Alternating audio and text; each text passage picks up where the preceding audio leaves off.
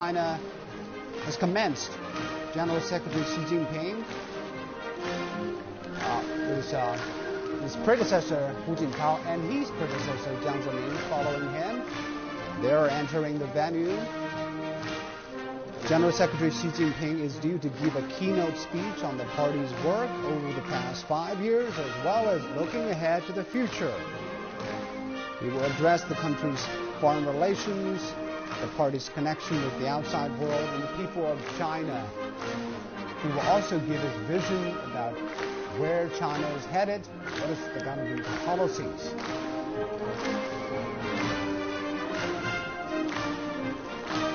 This time around, more than 20,000 delegates from all over the country are attending the 19th CPC National Congress. They were elected by 18 million strong party. That is, of course, the Chinese Communist Party.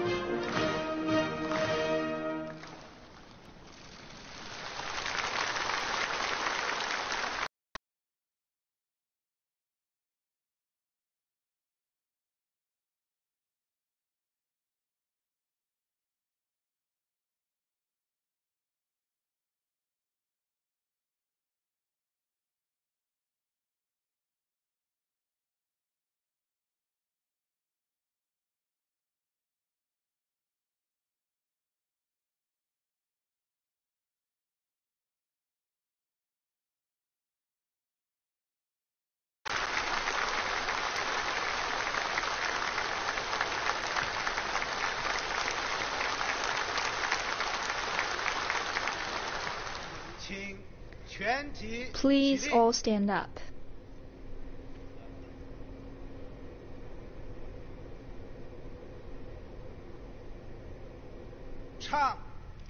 Sing the national anthem.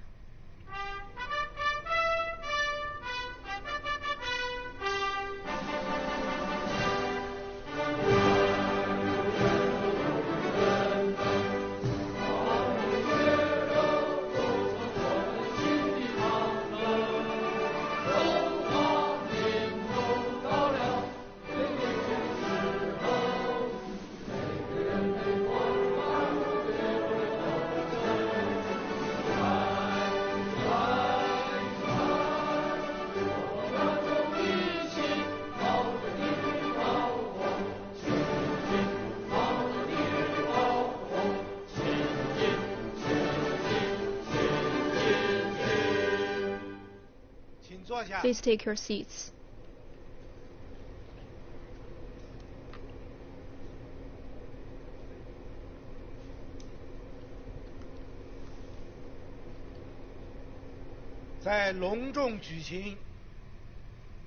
Now, when we are holding the 19th National Congress,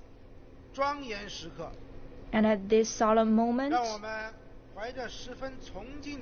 we will hold our sense of respect to pay our tribute to the previous leaders like Mao Zedong, Zhou Enlai, Liu Shaoqi, Zhu De, Deng Xiaoping, Chen Yun,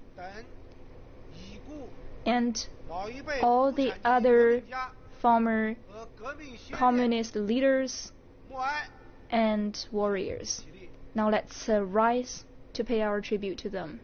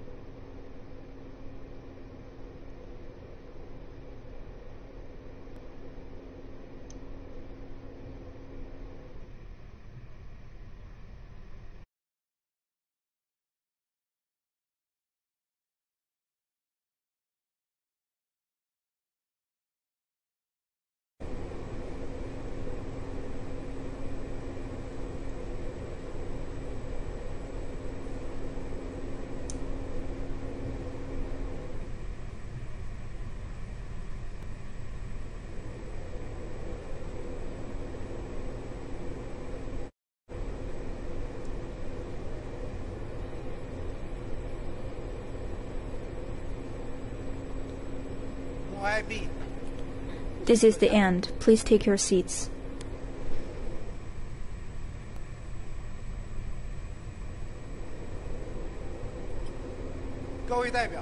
Distinguished delegates, the Communist Party of China's 19th National Congress should have a number of attendees of 2,280.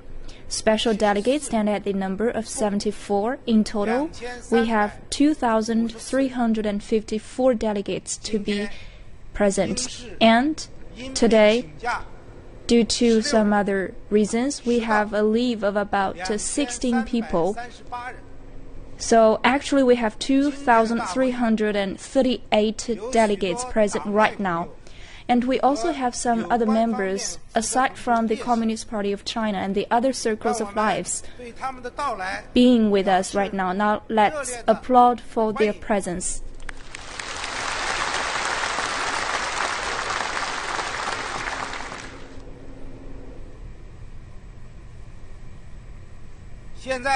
Now, let's give the floor to President Xi Jinping on behalf of the 18th Central Committee of the Communist Party of China to deliver the report.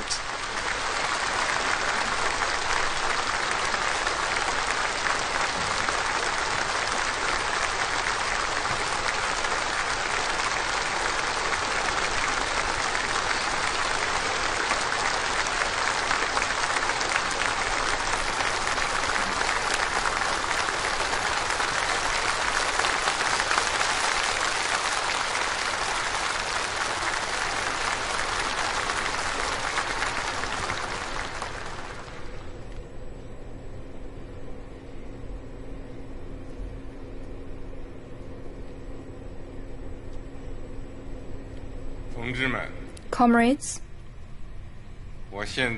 now, on behalf of the 18th Central Committee of the Communist Party of China, I will now deliver a report to the 19th National Congress. The 19th National Congress of the Communist Party of China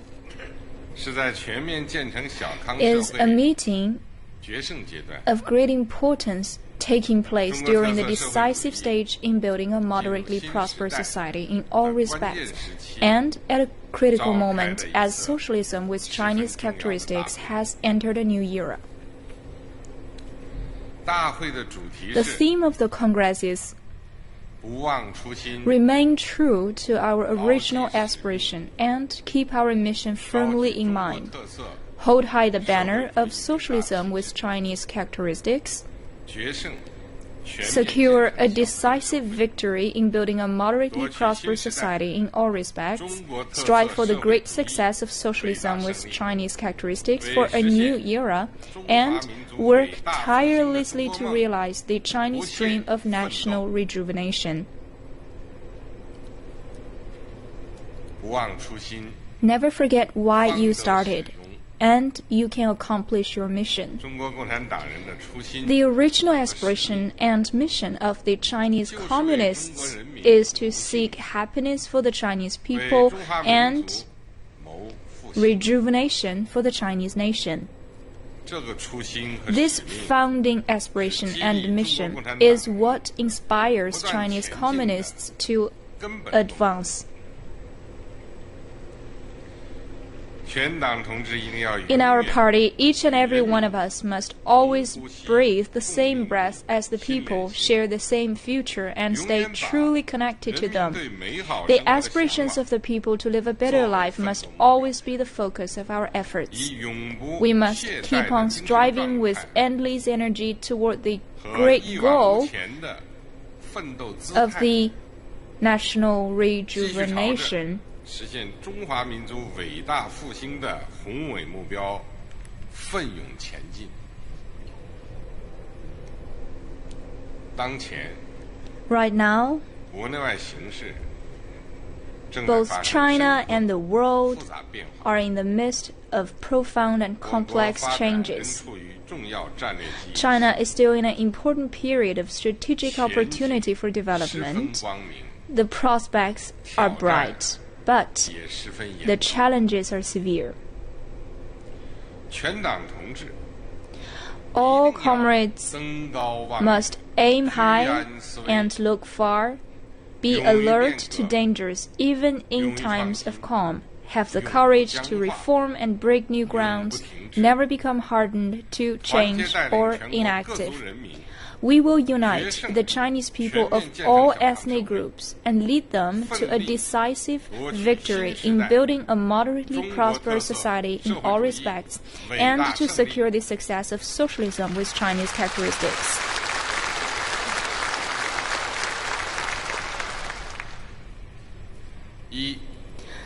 Firstly, 过去5年的工作 about the past 5和历 years, 史性变 our 化 work and historic change. 18大以来的5年 The 5 years since the 18th National Congress have been 极不 a 平 truly 凡 remarkable 5 years in the course of the development of the party and the country. Outside China, we have been confronted with sluggish global economic recovery, frequent outbreaks of regional conflicts and disturbances, and intensifying global issues. 进入新常 At 态 home, we have entered profound changes as China has entered a new normal in economic 坚持稳 development. 中求进 We have 工作 upheld the 基调 underlying principle of pursuing progress while ensuring stability, risen to challenges, pioneered and pushed ahead, and made historic achievements in reform, opening up, and socialist modernization. 为贯彻18大精神 To put the guiding principles from our 18th National Congress into action, the Party Central Committee has held 7 plenary sessions. 就政府机构改革和制度 There, decisions and plans were made on 全面 issues of 深化 major 改革 importance, from reforming the institutions, 全面推进 transforming the 依法 functions 治 of 国 government, to deepening 制定 reform in 13 all 五规划 areas, advancing law-based governance, 全面 formulating 从严治党等 13th 重大 five-year 问题 plan, and seeing 做出 governance 决定 over the party 和部署 is exercised fully and with vigor. 5年来 我们 In the 统筹 past 推 5 进 years, we 为 have 一体 implemented the 5-sphere 协调推进 integrated 4个 plan 全面 and the 战略 4-pronged comprehensive 12 strategy, 五规划胜利完成 fulfilled the goals of the 13 规划 12th five-year 顺利实施 plan, and made smooth 打和国家 progress 事 in 业 implementing the 全面 13th 开放 five-year plan. 新局 On 面 all fronts, new advances have been made for the cause of the party and the country. 经济建设取得重 We 大 have 成 made major achievements in economic development. 坚定不移贯彻 We 新 have 发展 remained 理念 committed to the new development 坚决端正 philosophy, 发展观念 adopted the right approach to 转变发展方 development, 式 and endeavored to transform the 发展质 growth 量和 model. 效益 The result has been 不断 a 提升 constant improvement in the quality and effect of 经济 development. 保持中高速 The 增长 economy has maintained a medium-high growth 在世 rate, 界主要国家中 making 名列 China 前 a 茅 leader among the major economies, 国内生产总值 with the 从 GDP 54 rising from 54 trillion 80 to 万亿元 80 trillion RMB yuan. 世界第二 China has maintained its position as the 对世界 world's 经济增 second 长 largest 贡献率 economy and contributed 超过 more 30% than 30% of global economic growth. 供给侧结构性改革 The supply 深入 side structural reform has made further 经济结构 headway, 不断 bringing 优 a 化 steady improvement 数 in 字 the 经济 economic 新兴 structure. 产业 Emerging 蓬勃发 economy 展 industries like the digital economy高铁 are thriving. 公 The 路 construction of high-speed 桥梁 railways, highways, 港口 bridges, ports, 机场 airports, 等 and other 基础设施 types of 建设 infrastructure 快速推进 has picked up pace. 农业现代化 Agriculture 稳步 modernization 推进 has steadily advanced. 粮食生产能力达到 The 12000 annual grain 亿 production has reached 600 城镇 million 化率 metric 年 tons. 均提高 1.2个百 The 分点 level of urbanization has risen by an annual 8000 万 average 农民 of 转移人口 1.2 成为 percentage 城镇 points, 居民 and more than 80 million people who have 区域 moved 发 from 展 rural 协调 to 性 urban 增长 areas have gained 一带一路 permanent 建 urban 设 residency. 京津冀 Regional 协同发 development 展 has become more balanced. Changjiang The Belt and 经济 Road 发展 Initiative and 成效 coordinated development of the Beijing-Tianjin-Hebei region and the development of the 创新 Yangtze 驱动发 economic 展 belt 战略 have made notable progress. 实施 Through devoting great energy to implementing 创新型 the 国家建设 innovation-driven 成果 development 丰富 strategy, we have seen accomplishments 天宫 towards making China a country of 蛟龙 innovators, 天 with 眼 major advances made in science and technology, including 大飞机 Tiangong 等 2 重大 space 科 lab, 技成果 deep-sea 相 manned 继问世 submersible Jiaolong, and of the 500-meter 南海岛 aperture 礁建设 spherical telescope 积极推进 Tianyan, the launch of dark matter probe 开放 satellite 性 Wukong, 经济 and quantum 新体 science 制 satellite Mozi, and the 逐步 test 建 flights 设 of C919. Construction of islands and reefs in South China Sea has seen steady growth. Open economy has been steadily improved. Now China leads the world in trade, outbound investment, and foreign exchange reserves.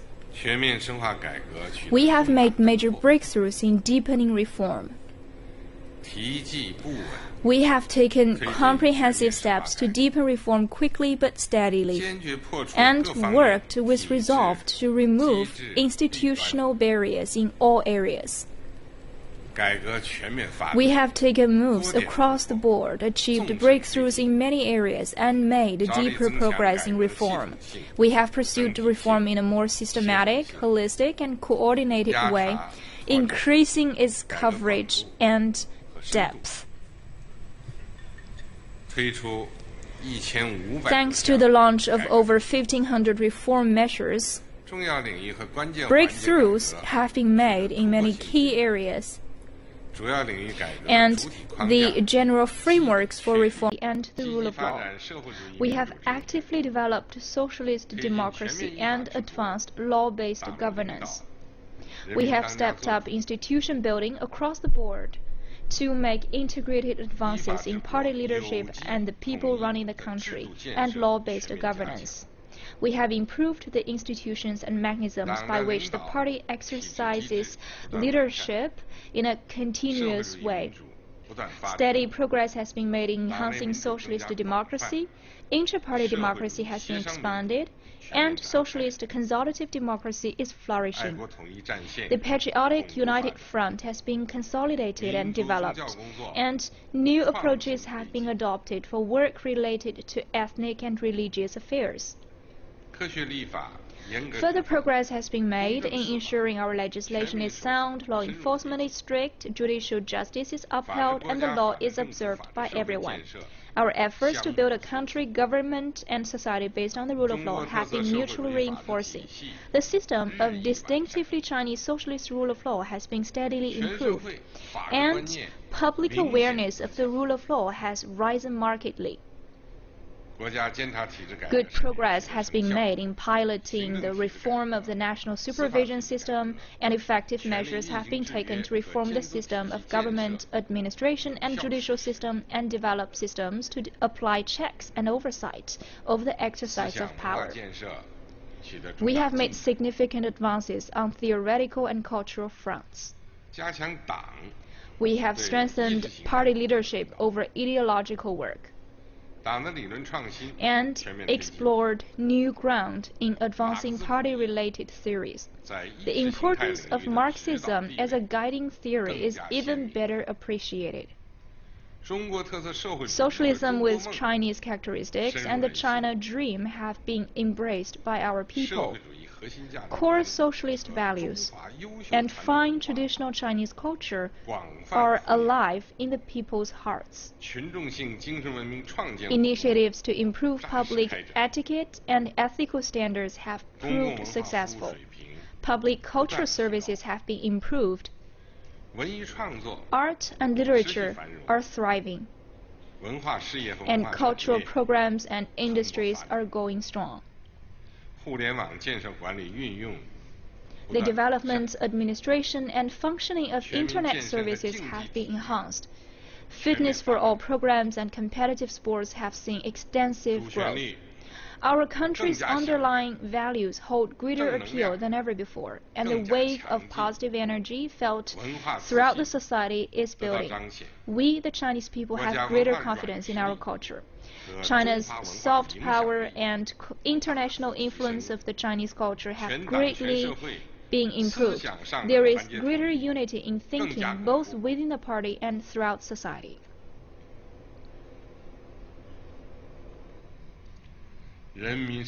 We have steadily improved people's living standards. Our vision of making development people-centered has been acted on. A whole raft of initiatives to benefit the people has seen implementation, and the people's sense of fulfillment has grown stronger. Decisive progress has been made in the fight against poverty. More than 60 million people have been lifted out of poverty, and the poverty headcount ratio has dropped from 10.2% to less than 4%. All-round progress has been made in the development of education, with remarkable advances made in the central and western regions and in rural areas.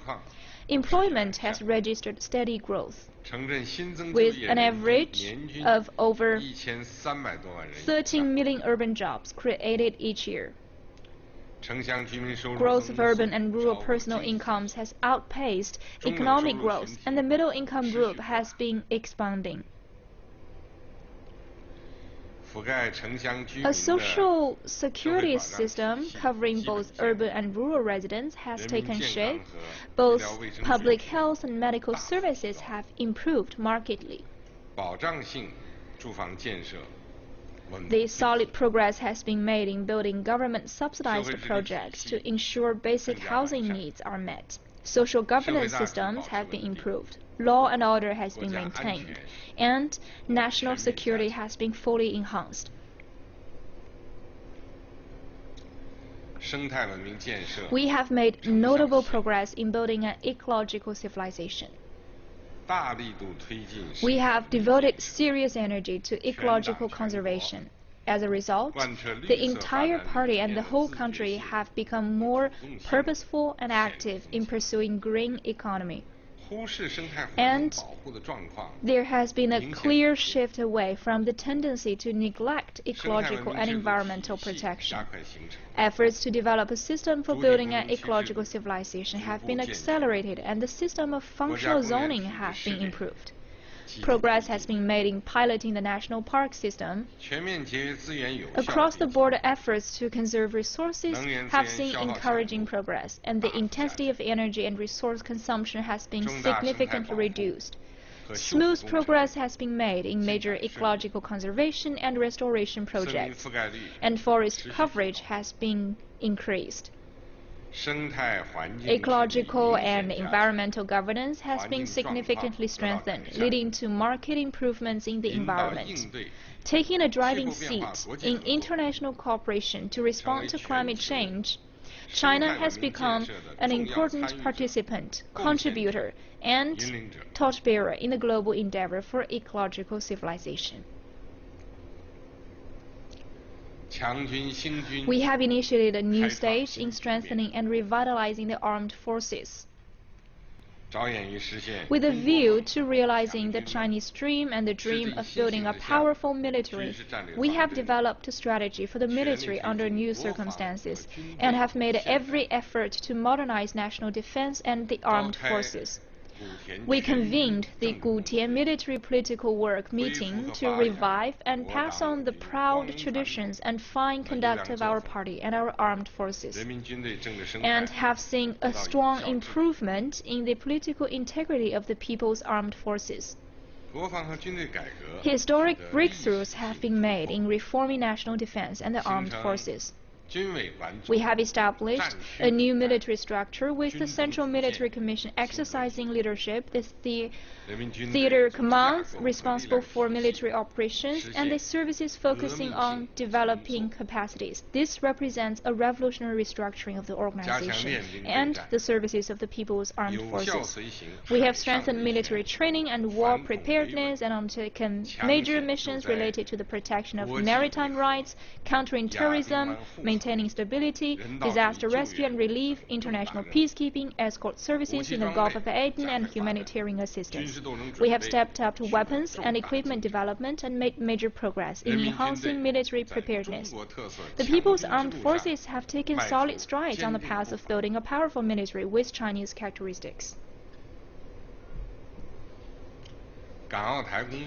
We have made new progress in work related to Hong Kong, Macau, and Taiwan. We have fully and faithfully implemented the principle of one country, two systems and ensured that the central government exercises its overall jurisdiction over Hong Kong and Macau as mandated by the Chinese Constitution and basic law of the two special administrative regions. We have thus boosted exchanges and cooperation between the mainland and the two regions and maintained prosperity and stability in Hong Kong and Macau.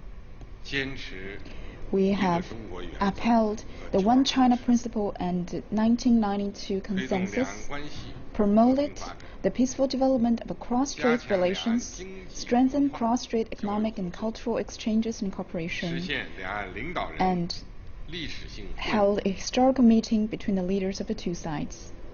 We have responded as appropriate to the political development in Taiwan, resolutely opposed and deterred separatist elements advocating Taiwan independence, and vigorously safeguarded peace and stability in the Taiwan Straits.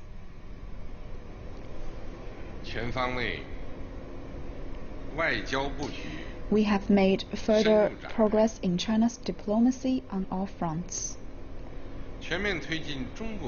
We have made all-round efforts in the pursuit of major country diplomacy with Chinese characteristics, thus advancing China's diplomatic agenda in a comprehensive, multi-level, multifaceted way and creating a favorable external environment for China's development.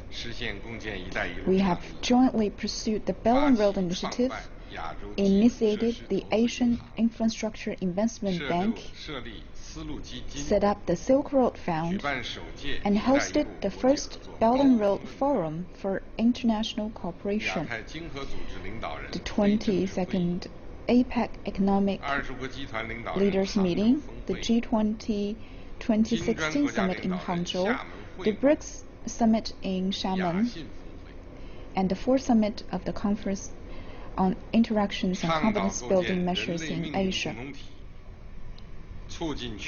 China champions development for a community with a shared future of mankind and encourages development of a global governance system. With this, we have seen a further rise in China's international influence, ability to inspire and power to shape. And China has made great new contributions to global peace and development.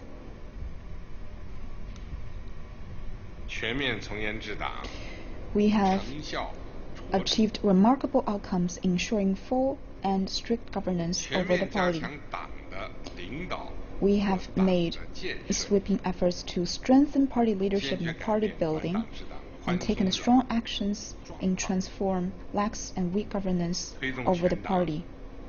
We encourage all party members to hold the party constitution in great esteem, or urge them to strengthen their consciousness of the need to maintain political integrity, think in big picture terms, and follow the leadership core in keeping alignment, and to uphold the authority of the Central Committee and the centralized unified leadership. We tighten political discipline and rules to ensure the political responsibility for governance over the party is fulfilled at each level of the party organization. We have committed to examining ourselves in a mirror, tidying our attire, taking a bath, and treating our alignments.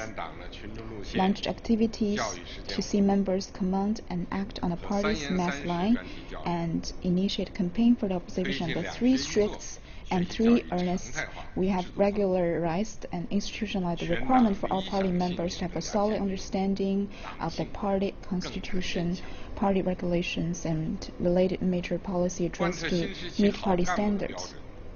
As a result, the ideals and convictions of all party members have been strengthened, and their sense of the party consensus have deepened. We have adapted a standard fitting for a new era to assess the caliber of officials and achieve a notable improvement in the way officials are selected and appointed. Further advances have been made in the reform and institutional framework for party building.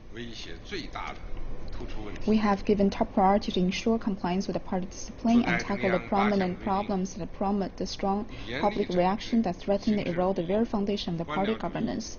We adopt the 8-point decisions on improving party and government conduct have taken through actions against practice or formalities for formality's sake, bureaucratism, hedonism, and extravagance, and have staunchly opposed privilege-seeking, discipline, inspections of cut-like blades through corruptions and misconduct. They have covered every party committee in all departments at the central and provincial levels. No place has been out of bounds, and no grounds left unturned. and no tolerance shown in the fight against corruption. We have taken firm action to take out tigers, whiteflies, and hunt down foxes. The goal of creating the deterrent against corruption have been initiated, attained. The caging institutions that prevent corruption have been strengthened, and moral defense against corruption are in the making. The anti-corruption campaign has been built, and a clashing tide has been consolidated and continues to develop.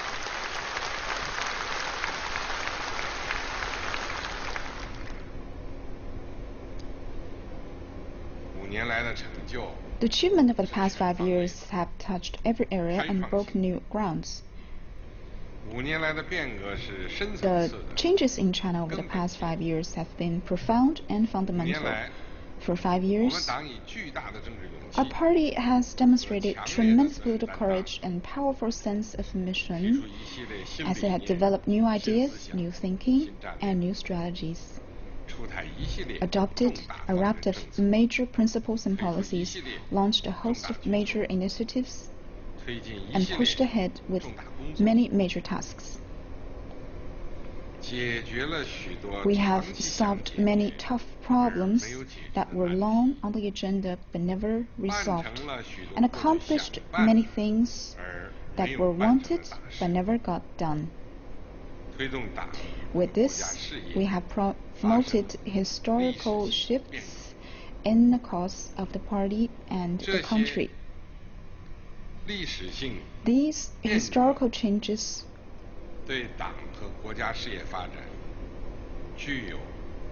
will have a powerful and far-reaching effect on the development of this cause. Over the past 5 years, we have acted with courage to confront major risks and tests facing the party and to address prominent problems with the party itself. Within firm resolve, we have tightened discipline and improved party conduct, fought corruption and punished wrongdoings, and removed serious potential dangers in the party and the country. As a result, both the inter-party political atmosphere and the political ecosystem of the party have improved markedly. The party's ability to innovate, power to unite, and energy to fight have all been significantly strengthened. Party solidarity and unity have been reinforced, and our engagement with the people has been greatly improved. Revolutionary tempering has been made our party stronger, and it now radiates with great vitality. With this, efforts to develop the cause of the party and the country have gained a strong political underpinning.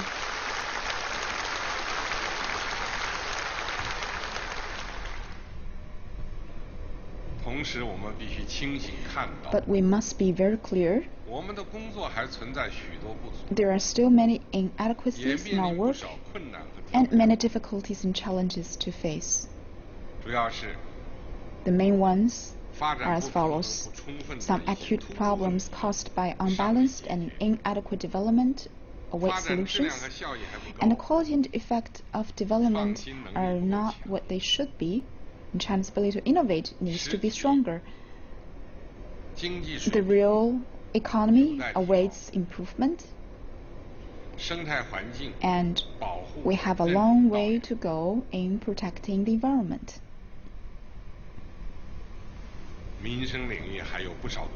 In work on public well-being, there are still many areas where we fall short, and poverty alleviation remains a formidable task. There are still large disparities in development between rural and urban areas, between regions, and in income distribution, and our people face many difficulties in environment, employment, education, healthcare, housing, and elderly care. The level of civil-mindedness needs further improvement. Social tension and problems are intertwined. Much remains to be done in seeing the country's governance is based in law, and China's system capacity for governance need to be further strengthened. Ideological struggles is still complicated, and in national security we face new developments. Some reform plans and major policies and measures need to be better implemented. Many dimensions of party building remain weak.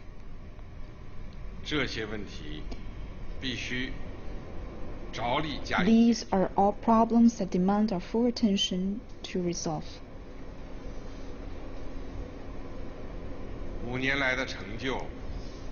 The achievements in the past 5 years are the results of a strong leadership of the party's Central Committee, and more importantly, the result of all party members and all the Chinese people pulling together in our pursuit. On behalf of the Central Committee of the Communist Party of China, I express our heartfelt thanks to the people of all ethnic groups, to all the other political parties, to people's organizations, and patriotic figures from all sectors of society, to our fellow countrymen and women in the Hong Kong and Macau Special Administrative Region, and in Taiwan, to overseas Chinese, and to all our friends from around the world who have shown understanding and the support for China's modernization.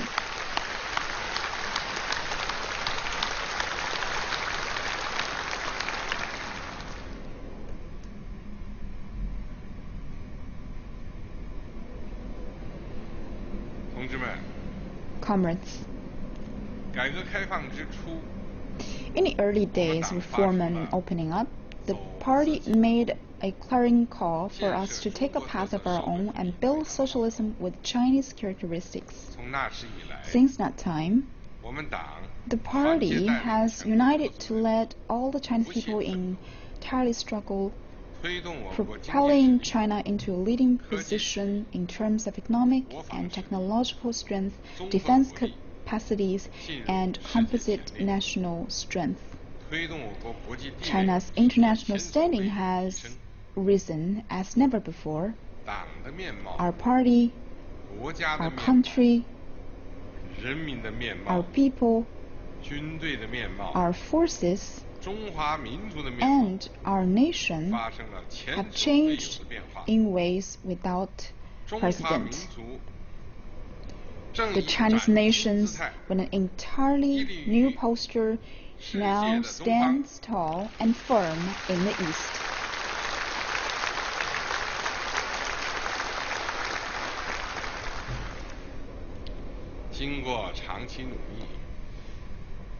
With decades of hard work, socialism with Chinese characteristics has crossed the threshold into a new era. This is a new historical juncture in China's development.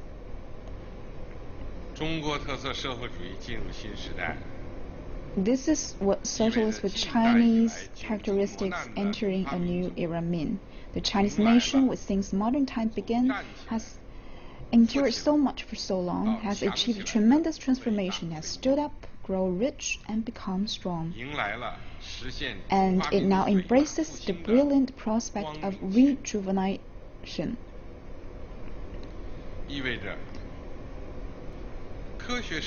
It means that scientific socialism is full of vitality in the 21st century of China, and that the banner of socialism with Chinese characteristics is now flying high and proud for all to see. It means that the path, the theory, the system, and the culture of socialism with Chinese characteristics have kept developing, blazing a new trail for other developing countries to achieve modernization. It offers for other countries and nations who want to speed up their development while preserving their independence a new option, and it offers Chinese wisdom and the Chinese approach to solving the problems facing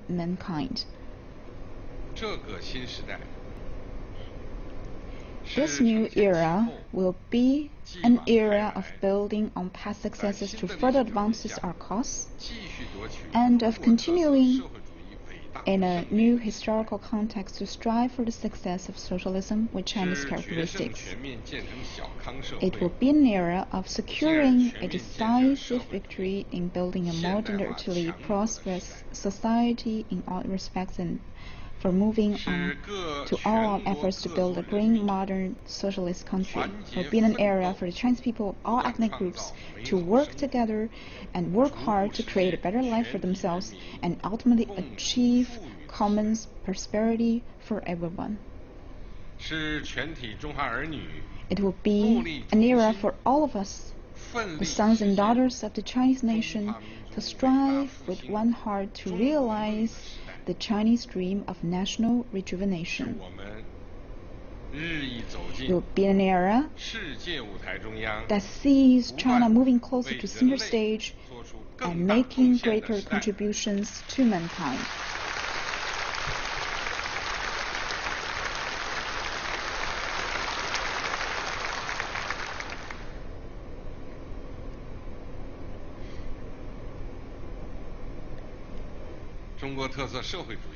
And socialism with China characteristics has entered a new era. The principal contradiction facing Chinese society has evolved. What we now face is the contradiction between unbalanced and inadequate development of the people's ever-growing needs for a better life. And China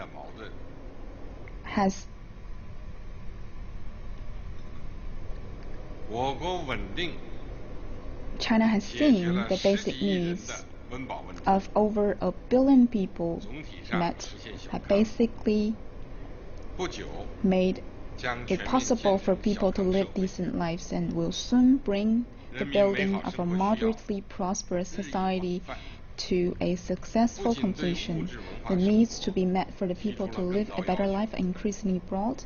Not only have their material and cultural needs grown, their demands for democracy, rule of law, fairness and justice, security, and a better environment are increasing.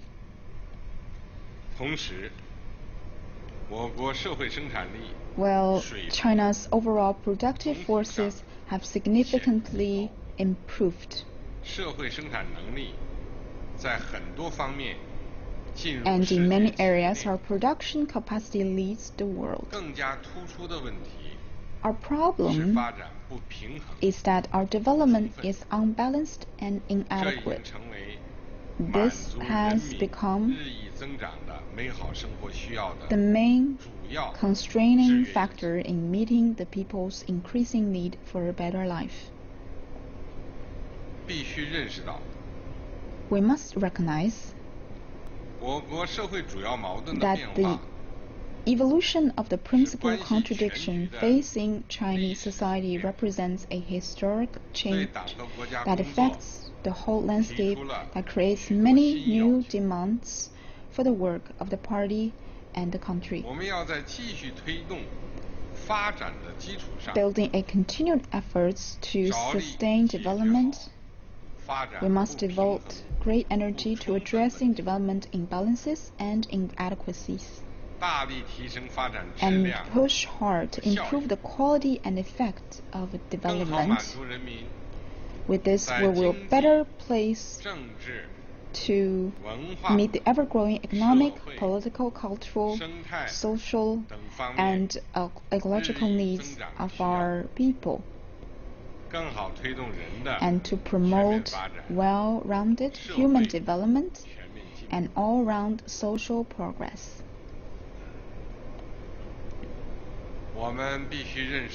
We must recognize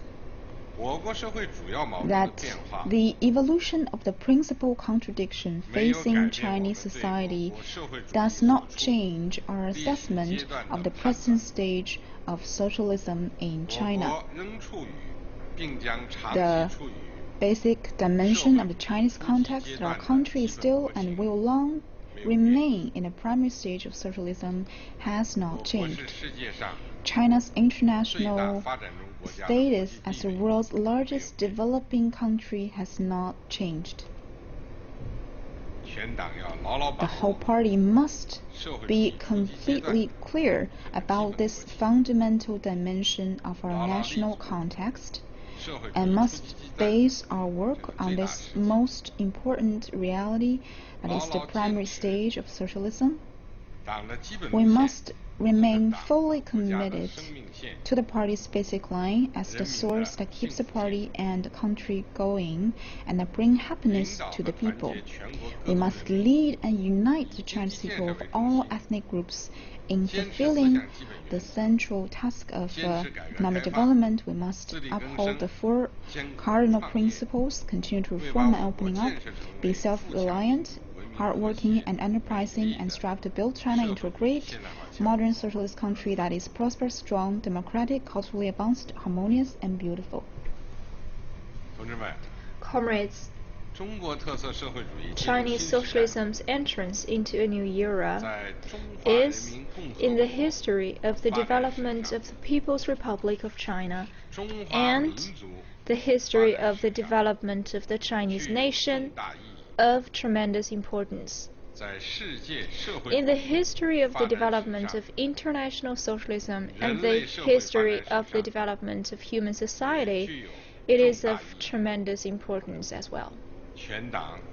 Our entire party should develop unshakable confidence, work hard and work well to see socialism with Chinese characteristics display even stronger vitality.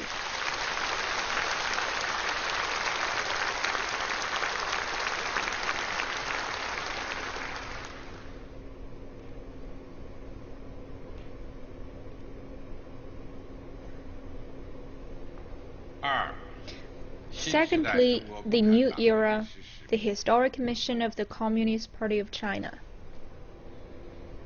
100 years ago, the salvos of the October Revolution brought Marxism-Leninism to China. In the scientific truth of Marxism and Leninism, Chinese progressives saw a solution to China's problems. With the advent of modern times, Chinese society became embroiled in intense upheavals. This was a time of fierce struggle as the Chinese people resisted feudal rule and foreign aggression. It was in the midst of this, in 1921, as Marxism-Leninism was integrated with the Chinese workers' movement, that Communist Party of China was born. From that moment on, the Chinese people have had in the party a backbone for their pursuit of national independence and liberation, of a stronger and more prosperous country, and of their own happiness. And the mindset of the Chinese people has changed from passivity to taking the initiative. With a history of more than 5,000 years, our nation created a splendid civilization, made remarkable contributions to mankind, and became one of the world's great nations. But with the Opium War of 1840, China was plunged into the darkness of domestic turmoil and foreign aggression. Its people were ravaged by wars, saw their homeland torn, and lived in poverty and despair. With tenacity and heroism, countless dedicated patriots fought, pressed ahead against the odds, and tried every possible means to seek the nation's salvation. But despite their efforts, they were powerless to change the nature of society in old China and the plight of the Chinese people. National rejuvenation has been the greatest dream of the Chinese people since modern times began. At its founding, the Communist Party of China made realizing communism its highest ideal and its ultimate goal, and shouldered the historic mission of national rejuvenation. In pursuing this goal, the party has united the Chinese people and led them through arduous struggles to epic accomplishments. Our party was deeply aware that to achieve national rejuvenation, it was critical to topple the three mountains of imperialism, feudalism, and bureaucrat capitalism that were oppressing the Chinese people, and realize China's independence, the people's liberation, national reunification, and social stability. Our party united the people and led them in embarking on the right revolutionary path, using rural areas to encircle the cities and seizing state power with military force. We completed the new democratic revolution through 28 years of painful struggle, and in 1949 founded the People's Republic of China, thus marking China's great transition from a millennia-old feudal autocracy to a people's democracy. Our party was deeply aware that to achieve national rejuvenation, it was essential to establish an advanced social system that fits China's reality. It united the people and led them in completing socialist revolution, establishing socialism as China's basic system, and advancing socialist construction. This completed the broadest and most profound social transformation in the history of the Chinese nation. It created the fundamental political conditions and institutional foundation for achieving all development and progress in China today. Thus was made a great transition. The Chinese nation reversed its fate from the continuous decline of modern times to steady progress toward prosperity and strength. Our party was deeply aware that to achieve national rejuvenation, it was imperative to follow the tide of the times, respond to the wishes of the people, and have the courage to reform and open. And this awareness created a powerful force for advancing the cause of the party and the people. Our party united the people and led them in launching the great new revolution of reform and opening up, in removing all ideological and institutional barriers to our country and nation's development, and in embarking on the path of socialism with Chinese characteristics. Thus was China able to stride ahead to catch up with the times. Over the past 96 years, to accomplish the historic mission of national rejuvenation, whether in times of weakness or strength, whether in times of adversity or smooth sailing, our party has never forgotten its founding mission, nor wavered its pursuit. It has united the people and led them in conquering countless challenges, making enormous sacrifices, meeting setbacks squarely, and courageously righting wrongs. Thus, we have, time and again, overcome the seemingly insurmountable and created miracle upon miracle that has been seen in history.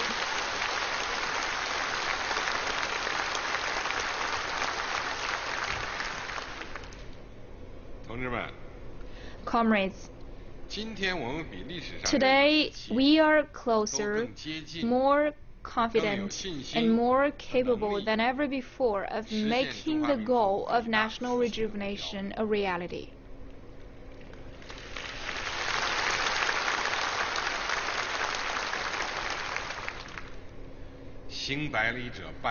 As the Chinese saying goes, the last leg of a journey just marks the halfway point. Achieving national rejuvenation will be no walk in the park. It will take more than drum beating and gong clanging to get there. Every one of us in the party must be prepared to work even harder toward this goal. Realizing our great dream demands a great struggle. It is in a movement of contradictions that a society advances. Where there is contradiction, there is struggle. If our party is to unite and lead the people to effectively respond to major challenges, withstand major risks, overcome major obstacles, and address major conflicts, it must undertake a great struggle with many new contemporary features. All thinking and behavior in the vein of pleasure-seeking, inaction, and sloth and problem avoidance are unacceptable. Every one of us in the party must do more to uphold party leadership and the Chinese socialist system, and resolutely oppose all statements and actions that undermine, distort, or negate them. We must do more to protect our people's interests and firmly oppose all moves that damage their interests or put distance between the party and the people. We must do more to devote our energies to the contemporary current of reform and innovation and resolutely address deep-rooted problems. We must do more to safeguard China's sovereignty, security, and development interests and staunchly oppose all attempts to split China or undermine its ethnic unity, social harmony, and stability. We must do more to guard against all kinds of risks and work determinedly to prevail over every political, economic, cultural, social, and natural difficulties and challenge.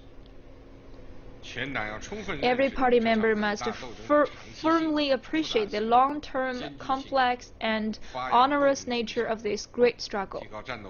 We must be ready to fight, build our ability, and keep striving to secure new victories in this struggle. Realizing our great dream demands a great project. This project is the great new project of party building that is just getting into full swing. As history has shown and will continue to bear witness to, without the leadership of the Communist Party of China, national rejuvenation would be just a wishful thinking. To remain the vanguard of the times, the backbone of the nation, and a Marxist governing party, our party must always hold itself to the highest standards. Every party member must be more actively involved in enhancing party consciousness and demonstrate commitment to party principles. We must have the courage to face problems squarely, be braced for the pain, act to remove whatever undermines the party's purity and advanced nature, and rid ourselves of any virus that erodes the party's health. We must strengthen the party's ability to lead politically, to guide through theory, to organize the people, to inspire society, thus ensuring that the party's great vitality and strong ability are forever maintained.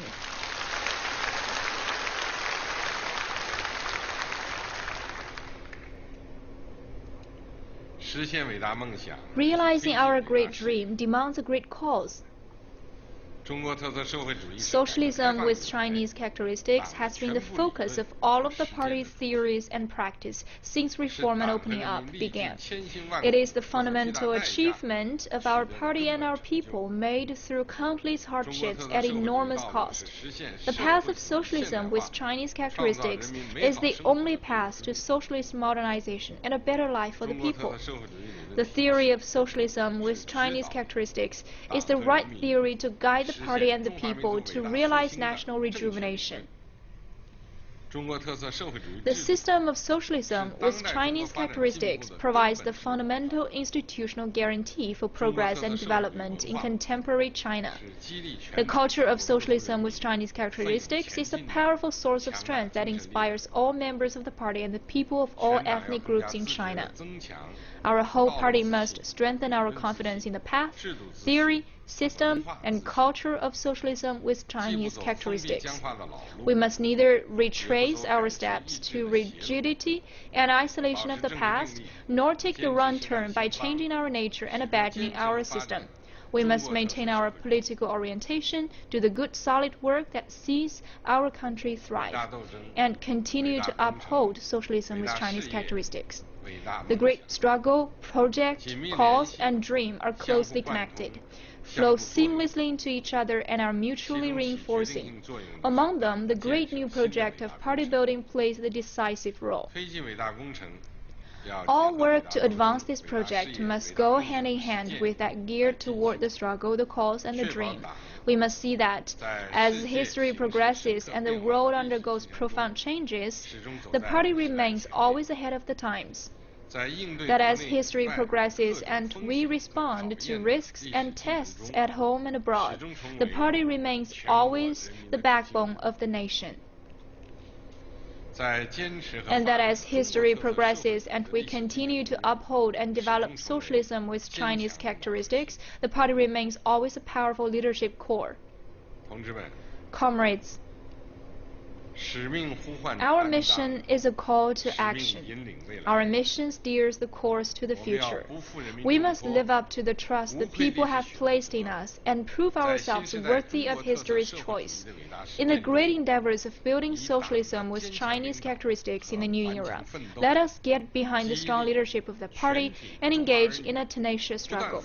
Let all of us, the sons and daughters of the Chinese nation, come together, keep going, and create a mighty force that enables us to realize the China dream.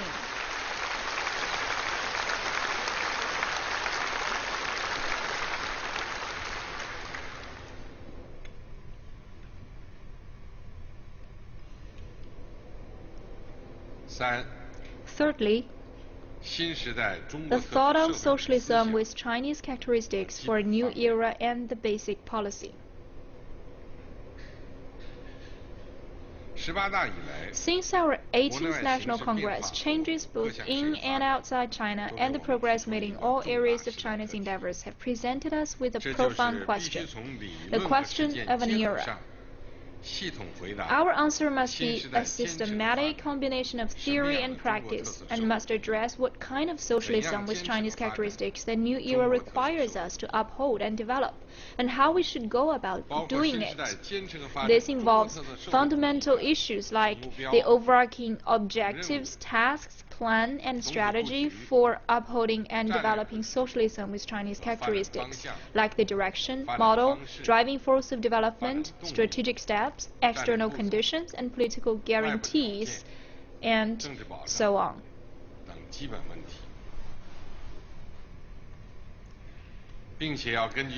As well as this, to uphold and develop socialism with Chinese characteristics, we should, based on new practice, undertake theoretical analysis and produce policy guidance on the economy, political affairs, rule of law, science, technology, culture, education, well-being of our people, ethnic and religious affairs, social development, ecological conservation, national security, defense, and the armed forces, the principle of one country, two systems, national reunification, the united front, foreign affairs, and party building.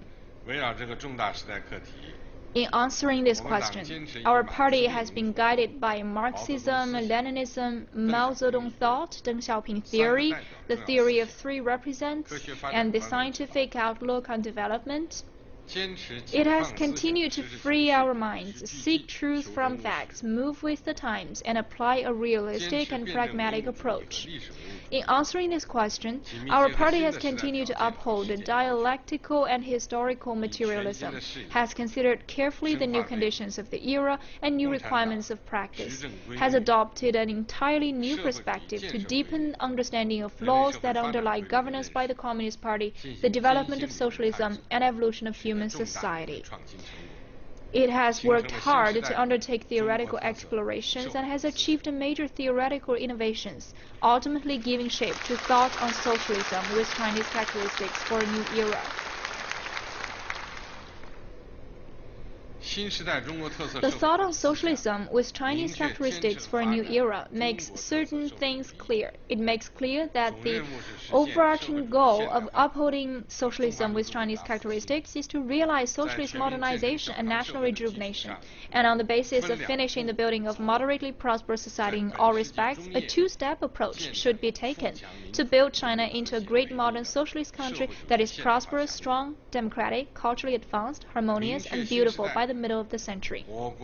It makes clear that the principal contradiction facing Chinese society in the new era is that between unbalanced and inadequate development and the people's ever-growing needs for a better life. We must therefore continue commitment to our people-centered philosophy of development and work to promote well-rounded human development and common prosperity for everyone. It makes clear that the overall plan for building socialism on Chinese characteristics is the five-sphere integrated plan, and the overall strategy is a four-pronged comprehensive strategy. It highlights the importance of fostering strong confidence in a path, theory, system, and cultural socialism with Chinese characteristics. It makes clear that the overall goal of deepening reform in every field is to improve and develop the system of socialism with Chinese characteristics and modernize China's system and capacity of governance. It makes clear that the overall goal of a comprehensive advancing law-based governance is to establish the system of socialism rule of law with Chinese characteristics and build a country of socialist rule of law. Makes clear that party's goal of building a strong military in the new era is to build the people's forces into world-class forces that obeys the party's command and can fight and win and maintain excellent conduct. Makes clear the major country's diplomacy with Chinese characteristics aims to foster a new type of international relations and build a community with shared future for mankind. It makes clear that the defining feature of socialism with Chinese characteristics is the leadership of the Communist Party of China. Regarding the strength of the system of socialism with Chinese characteristics is the leadership of the Communist Party of China. A party is the highest force of political leadership, a set forth the general requirements for party building in a new era and underlines the importance of political work in party building. The thought on socialism with Chinese characteristics for a new era builds on and further enriches Marxism-Leninism, Mao Zedong thoughts, Deng Xiaoping theory, the theory of 3%, and the scientific outlook on development. It represents the latest achievement in adapting Marxism to the Chinese context and encapsulated the practical experience and collective wisdom of our party and the people is an important component of the system and theories of socialism with Chinese characteristics and a guide to action for all members and all of Chinese people as we strive to achieve national rejuvenation. These thoughts must be adhered to and steadily developed on a long-term basis. Everyone in a party should develop a good grasp of the essence and rich implications of thoughts on socialism with Chinese characteristics for a new era and fully and faithfully apply in all of our work. First, ensuring party leadership over all work. The party exercise overall leadership of all areas of endeavors in every part of the country.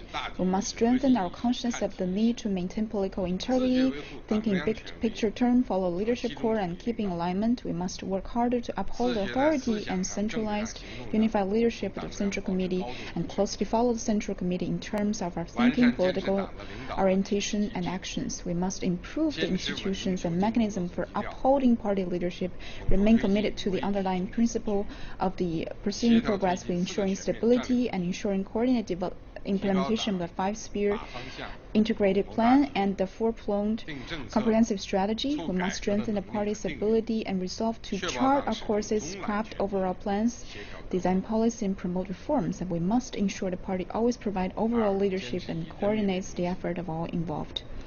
2.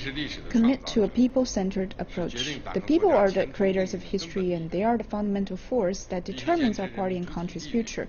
We must ensure the principal status of the people and adhere to the party's commitment to serving the public goods and exercising power in the interest of the people. We must observe the party's fundamental purpose of wholeheartedly serving the people and put into practice the party's mass line in all aspects of the governance. We must regard as our goal the people's aspiration to live a better life and rely on the people to move history forward.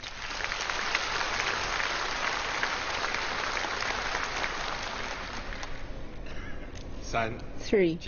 Continuing to comprehensive, deepen reform. Only with socialism can we save China. Only with reform and opening up can we develop China, develop socialism, and develop Marxism. We must uphold and improve the system of socialism and Chinese characteristics and continue to modernize China's system and capacity for governance. We must have the determination to get rid of all outdated thinking and ideas in all institutional alignments, and to break through the blockades of vested interest. We must draw on the achievements of other civilizations, develop a set of institutions that are well conceived, fully built, procedurally based, and efficiently functioning, and do full justice to the strengthening of China's socialist system. 4. Adopting a new vision for development.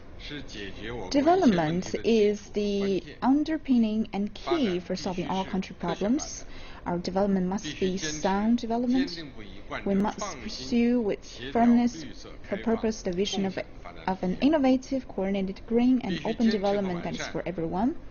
We must uphold and improve China's basic socialist economy and social distribution system. There must be no irresolution about working to consolidate and develop the public sector, and 3. No resolution about working to encourage, support, and guide the development of the non-public sector. We must see that in resource allocation, the marketplace decides the role and the government play its role better.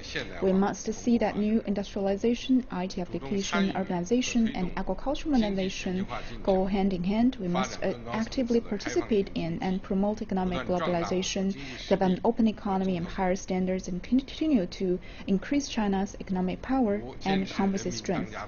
5. Seeing that people run the country. Commitment to the organic unity of the party leadership, the people running the country, and law-based governance is a natural element of socialist political development. We must keep to the path of socialist political development of Chinese characteristics, uphold and improve the system of People's Congress, the system party-led multi-party cooperation and political consultation, the system of regional ethnic autonomy, and the system of community-level self-governance, and consolidate and develop the broadest possible patriotic united front. We should develop socialist consultative democracy, improve our democratic institution, diversify our forms of democracy, and establish more democratic channels. We must see to that the principle of the people running a country is put into practice in China's political and social activities. 6. Ensuring every dimension of governance is law-based. Law-based governance is an essential requirement and important guarantee for socialism and Chinese characteristics. We must exercise party leadership at every point in the process and over every dimension of law-based governance, and fully committed to promoting socialist rule of law with Chinese characteristics. We must improve the Chinese socialist system of laws, at the heart of which the Constitution established a Chinese system of socialist rule of law, build a socialist country based on the rule of law, and develop Chinese socialist rule of law theory. We must pursue coordinated progress in law-based governance, law-based exercise of state power, and law-based government administration, and promote integrated development of the rule of law of the country. And combine law-based governance of the country and rule-based governments over the party. We must further reform of the judicial system and strengthen rule of law awareness among all our people, while also enhancing their moral integrity. 7. Upholding core socialist values. Cultural confidence represents a fundamental and profound force that sustains the development of country and nation. We must uphold Marxism, firm up and further build the idea of communism and shared idea of socialism with Chinese characteristics, and nurture and practice core socialist values, while making continued and greater efforts to maintain an initiative and ensure that we have our say in the realm of our ideology.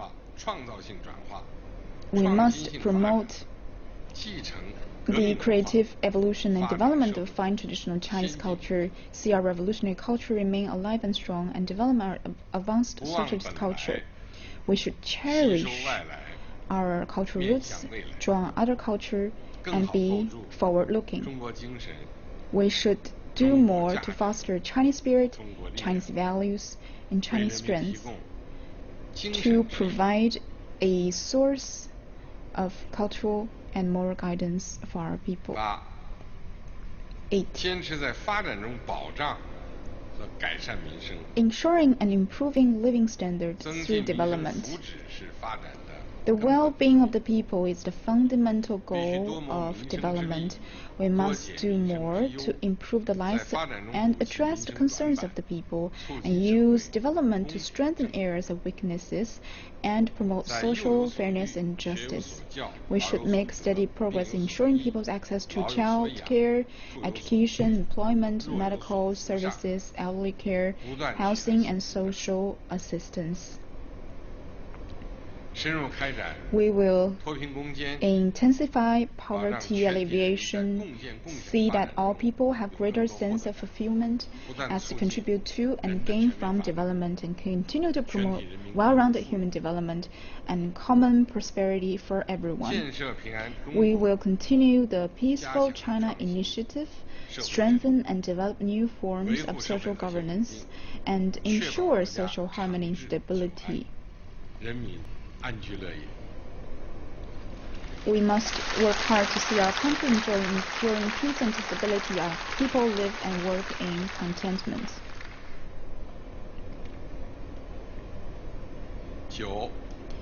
9. Ensuring harmony between human and nature.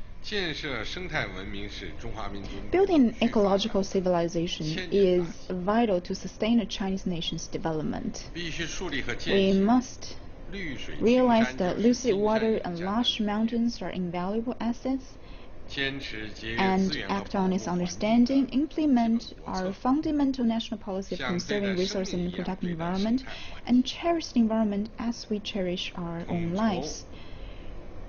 We will adopt a holistic approach to conserving our mountains, rivers, forests, farmland, lakes, and grasslands, implement a strictest possible system for environmental protection, and develop eco-friendly growth models and ways of life. We must pursue a model of sustainable development featuring increased production, higher living standard, and healthy ecosystem. We must continue to build the Beautiful China initiative and create good working and living environment for our people, and play our part in ensuring global ecological security.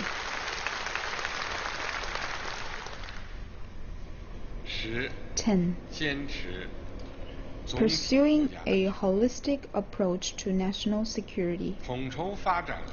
We should ensure both development and security, and be ever ready to protect against potential dangers in time of peace. This is the major principle underlying the party's governance. We must put national interest first, take protecting our people's security as our mission, and safeguarding political security as fundamental task, and ensure both internal and external security, homeland and public security, traditional and non-traditional security, and China's own and common security. We will improve our systems and institutions, enhance capacity building for national security, and resolutely safeguard China's sovereignty, security, and development interests. 11. Upholding absolute party leadership over the people's forces. Building people's forces and obey the party's command can fight and win and maintain excellent conduct is strategically important to achieve the two centenary goals in national rejuvenation. To realize the party's goal of building a powerful military in a new era, we must fully implement the fundamental principle and system of the party leadership of the military and see that party strategy on strengthening military capacity for the new era guides to work and build national defense in the armed forces. We must continue to enhance the political loyalty of the armed forces, strengthen them through reforms and technology, and run them in accordance with the law. We must place greater focus on combat, encouraging innovation, build systems, increasing efficacy and efficiency, and further military-civilian integration.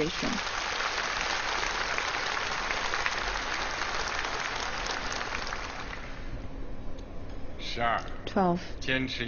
Upholding the principle of one country, two systems, and promoting national reunification. Maintaining lasting prosperity and stability in Hong Kong and Macau and achieving China's full reunification are essential to realizing national rejuvenation. We must ensure both the central government's overall jurisdiction over Hong Kong and Macau's special administrative regions and a high degree of autonomy in these two regions. We should ensure that the principle of one country, two systems remain unchanged, is unwaveringly upheld, and in practice is not bent or distorted. We must uphold the One China principle and the 1992 consensus, promote the peaceful development of cross-strait relations, deepen economic cooperation and cultural exchanges between the two sides of the straits, and encourage fellow Chinese on both sides to oppose all separatist activities and work together to realize Chinese nation rejuvenation.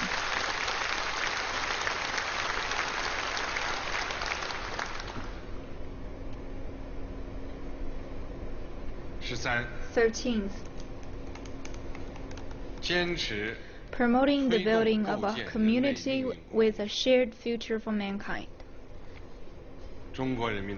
The dream of the Chinese people is closely connected with the dreams of the peoples of other countries, and the Chinese dream can be realized only in a peaceful international environment and under a stable international order. We must keep in mind both our internal and international imperatives, stay on the path of peaceful development, and continue to pursue a mutually beneficial strategy of opening up. We will uphold justice while pursuing shared interests, and will foster new thinking on common, comprehensive, cooperative, and sustainable security. We will pursue open, innovative, and inclusive development that benefits everyone, boost cross-cultural exchanges characterized by harmony within diversity, inclusiveness, and mutual learning, and cultivate ecosystems based on respect for nature and green development. China will continue its efforts to safeguard world peace, contribute to global development, and uphold international order. 14th. Exercising full and rigorous governance over the party. To have the courage to carry out self-reform and conduct strict self-governance, this is the most distinctive part of our party's good character. We must uphold the party constitution as our fundamental rules. Give top priority to the political work of the party. Combine efforts on ideological work and institutional building, and strengthen party competence in all respects. We must focus on oversight over the key field, by which we mean leading officials, and see that the principle of 3 districts and 3 earnests are observed. We must uphold democratic centralism, ensure that inter-party political activities are carried out in earnest, impose strict party discipline, and strengthen internal oversight.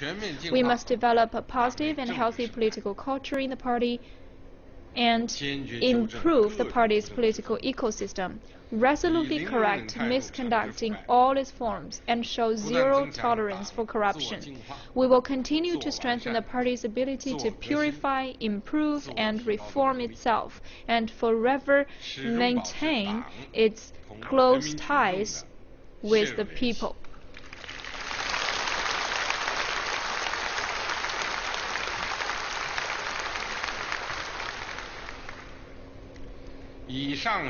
The above 14 points form the basic policy that underpins our endeavors to uphold and develop socialism with Chinese characteristics in the new era.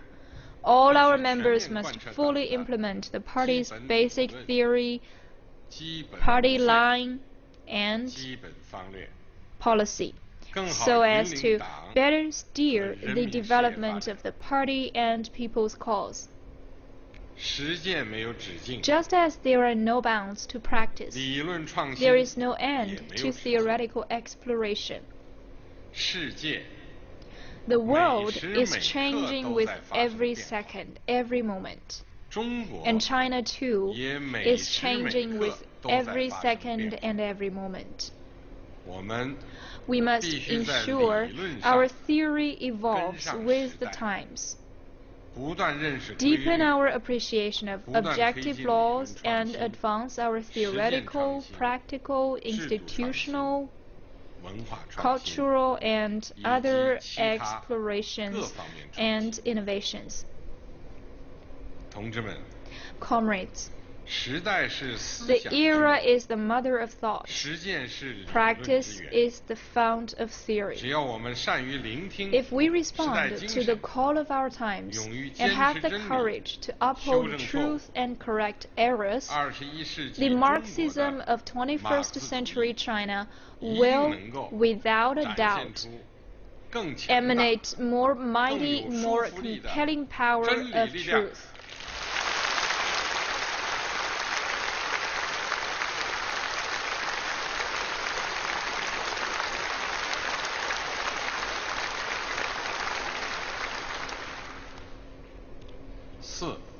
Fourthly, securing a decisive victory in building a moderately prosperous society in all respects and embarking on a journey to fully build a modern socialist China. After adopting the policy of reform and opening up, our party laid out 3 basic strategy goals for achieving socialist modernization in China. The first 2, ensuring that people's basic needs are met and that their lives are generally decent, have been accomplished ahead of time.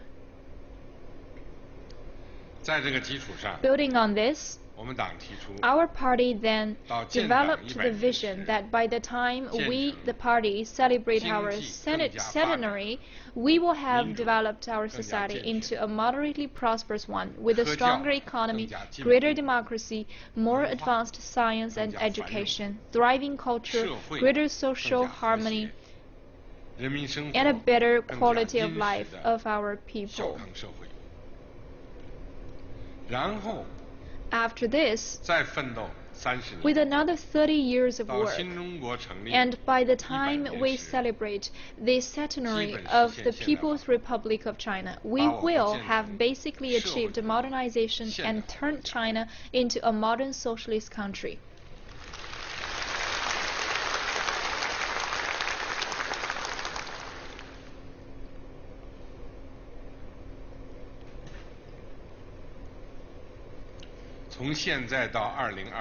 The period between now and 2020 will be decisive in finishing the building of a moderately prosperous society in all respects.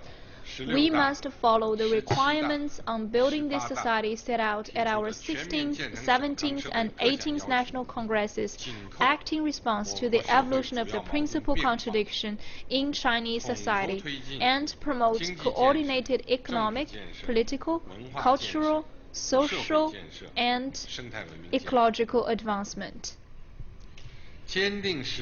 We must show firm resolve in implementing the strategy for invigorating China through science and education, the strategy on developing a quality workforce, innovation-driven development strategy, and the rural vitalization strategy.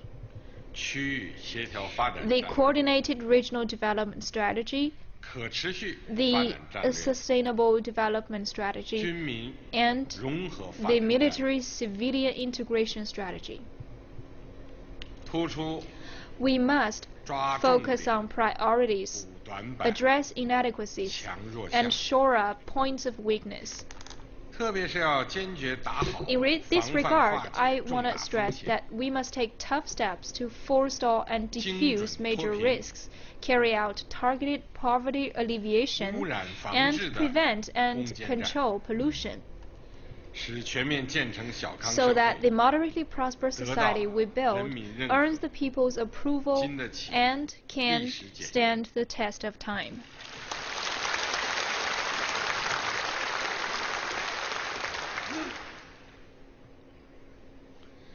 The period between the 19th and the 20th National Congress is the period in which the time frames of the two centenary goals converge.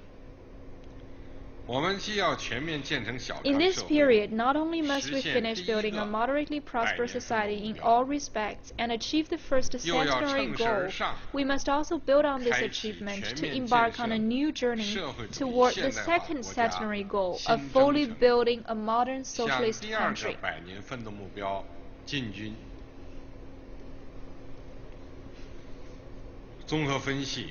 Based on the comprehensive analysis of international and domestic environments and conditions for China's development, we have drawn up a two-stage development plan for the period from 2020 to the middle of this century. In the first stage, from 2020 to 2035, we will build on the foundation created by the moderately prosperous society with a further 15 years of hard work to see that socialist modernization is basically realized by that time. By that time, China's economic and technological strength has increased significantly. China has become a global leader in innovation.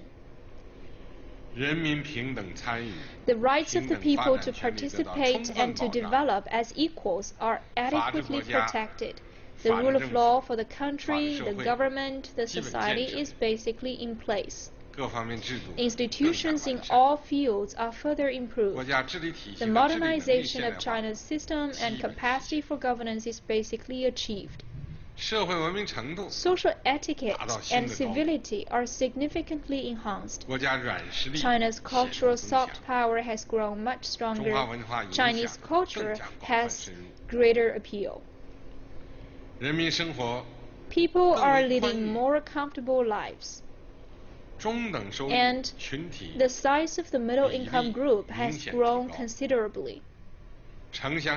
Disparities in urban-rural development, in development between regions, and in living standards are significantly reduced. Equitable access to basic public services is basically ensured, and solid progress has been made toward prosperity for everyone. A modern social governance system has basically taken shape, and society is full of vitality, harmony, and order. There is a fundamental improvement in the environment, and the goal of building a beautiful China is basically attained.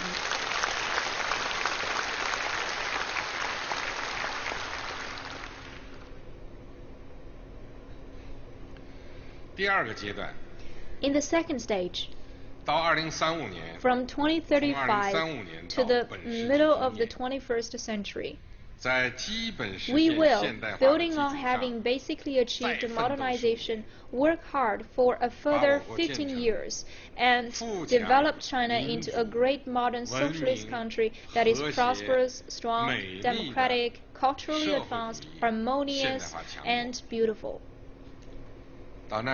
By the end of this stage, new heights are reached in every dimension of material, political, cultural, ethical, social, and ecological advancement.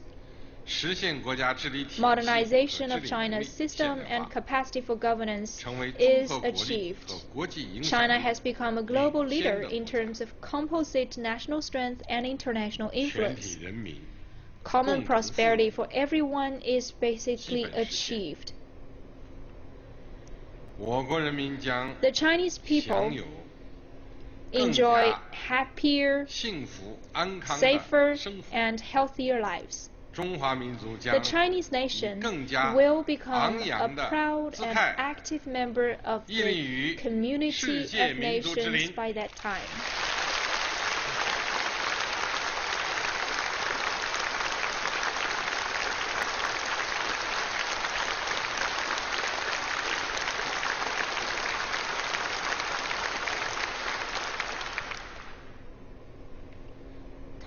Comrades, this is our strategic vision for developing socialism with Chinese characteristics in the new era. Finish building a moderately prosperous society in all respects, proceed to basically realize modernization, and then move on to turn China into a great modern socialist country. We must work with resolve and tenacity and write a brilliant chapter on our new journey to socialist modernization.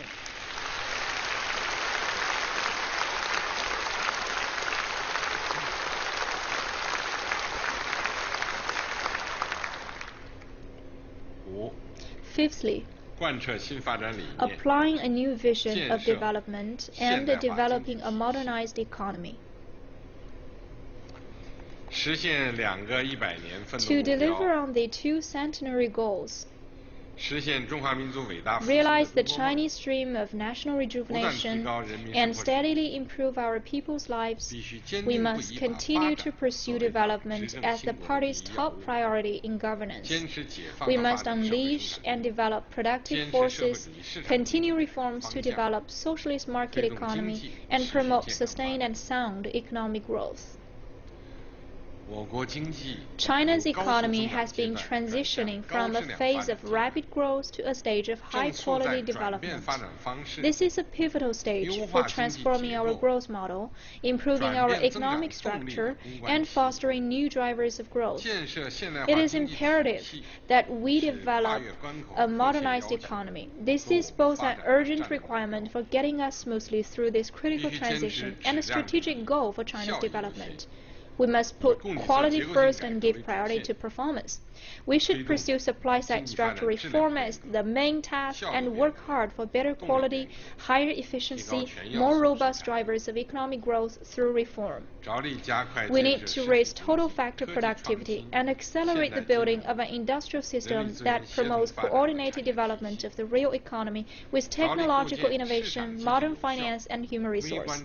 We must endeavor to develop an economy with more effective market mechanisms, dynamic micro-entities, and sound macro-regulation. This will steadily strengthen the innovation capacity and competitiveness of China's economy.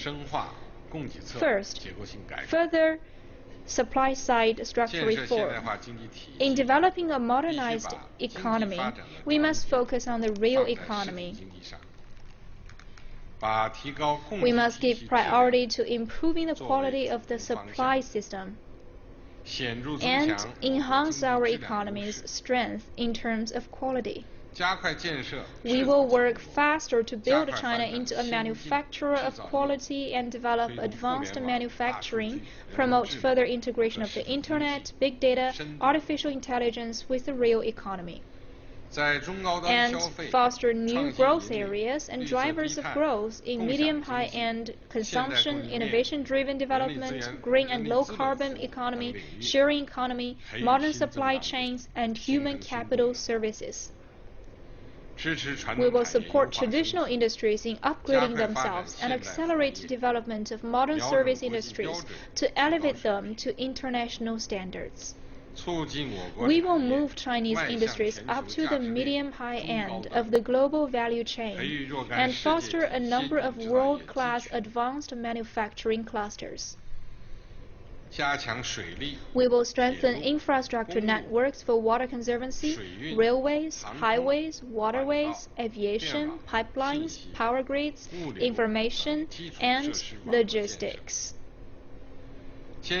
We will continue efforts to cut overcapacity, reduce excess inventory, deleverage, lower costs, and strengthen areas of weakness, and work to achieve a dynamic balance between supply and demand by improving the allocation of available resources. We will inspire and protect entrepreneurship and encourage more entities to make innovation and start businesses. We will build an educated, skilled, and innovative workforce, foster respect for model workers, promote quality workmanship, and see that taking pride in labor becomes a social norm and seeking excellence is valued as a good work ethic.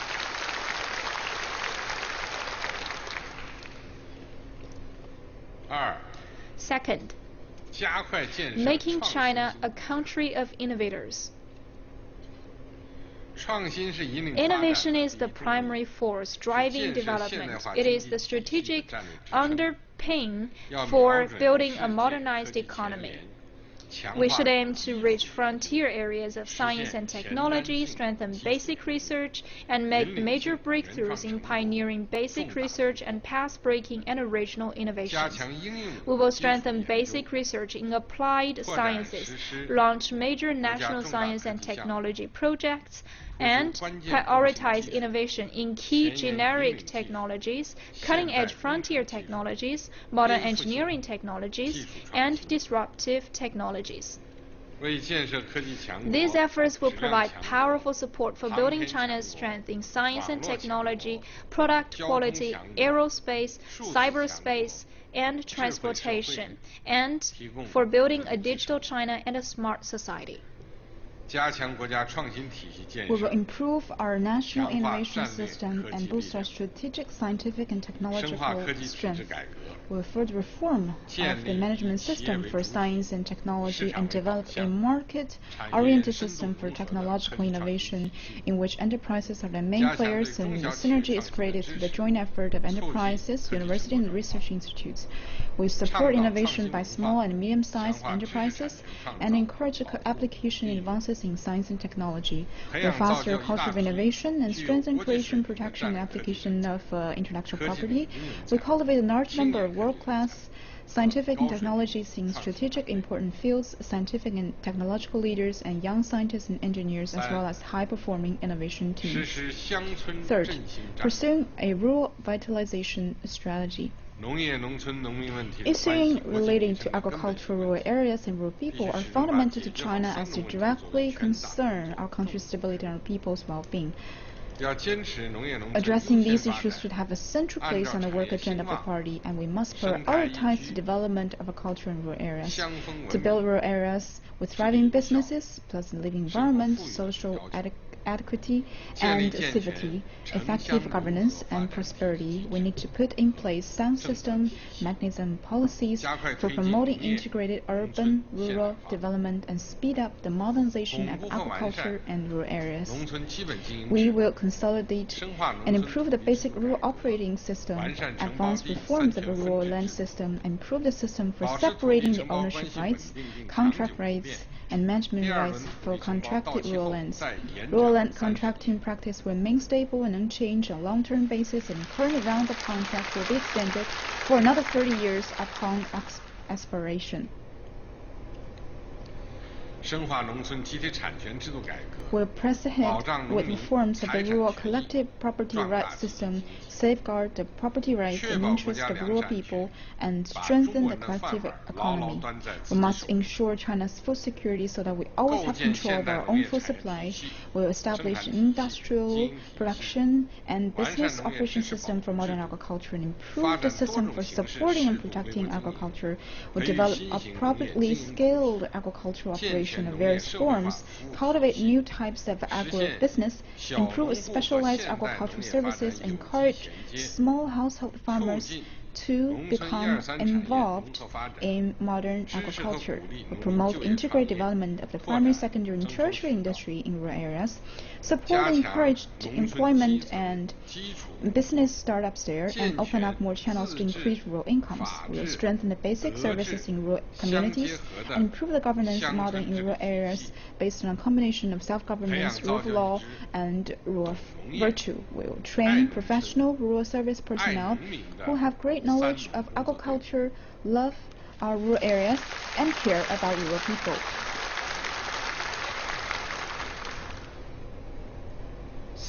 Fourth, implementing the coordinated regional development strategy. We will devote more energy to speeding up the development of old revolutionary base areas, areas of large ethnic minority population, border areas, and poor areas. We'll strengthen measures to reach a new stage in the large-scale development of the Western region, deepen reform to accelerate the revitalization of old industrial base in the northeast and other parts of China, help the central region rise by tapping into local strengths, and support the eastern region to taking the lead in pursuing optimal development through innovation.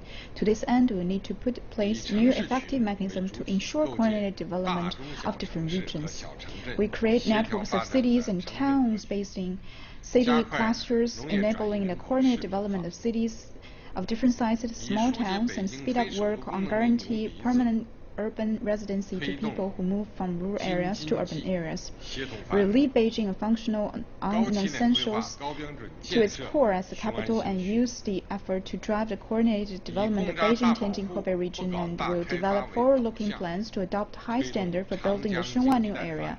We will facilitate the development of the Yangtze Economic Belt by promoting well-coordinated development, conservation, and avoid excessive development. Support will be given to resource-depleted areas in the economic transformation, will accelerate development in the border areas and ensure their stability and security, will pursue coordinated land and marine development, and step up efforts to build China into a strong maritime country. Fifth, accelerating effort to improve the socialist market economy. In our economic reforms, we must concentrate on improving the property rights system and ensuring the market-based allocation of factors of production, so that property rights as an effective incentive, and we should ensure free flows of factors, flexible rises, fair and orderly competition, and business survival is determined by competition. We improve the systems for managing different types of state assets and reform the system authorized the operation of state capital in the state-owned sector. We will step up improve the distribution, structural adjustment, and strategic reorganization. We work to see that state assets maintain and increase their value. We support state capital in becoming stronger, doing better and growing bigger, and take effective measures to prevent the loss of state assets. We'll further reform on state-owned enterprises, develop a mixed ownership economic entities, and turn Chinese enterprises into world-class globally competitive firms. We'll introduce a negative list for market access nationwide, sort through and do away with regulations and practices that impede the development of a unified market and fair competition, support the growth of private business, and stimulate the vitality of various market entities.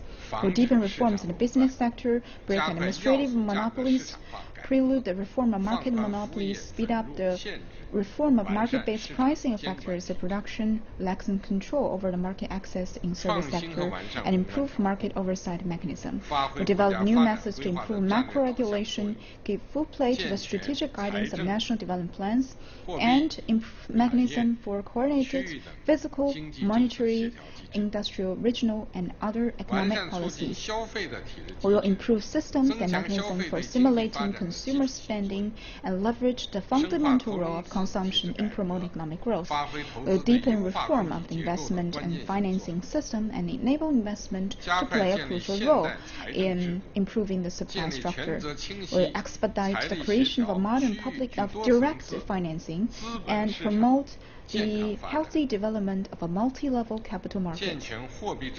We will improve the framework of regulations underpinned by monetary policy and macro-prudential policy, and see that the interest rates and exchange rates become more market-based. We will improve the financial regulatory system to forestall systematic financial risks. 6. Sixth,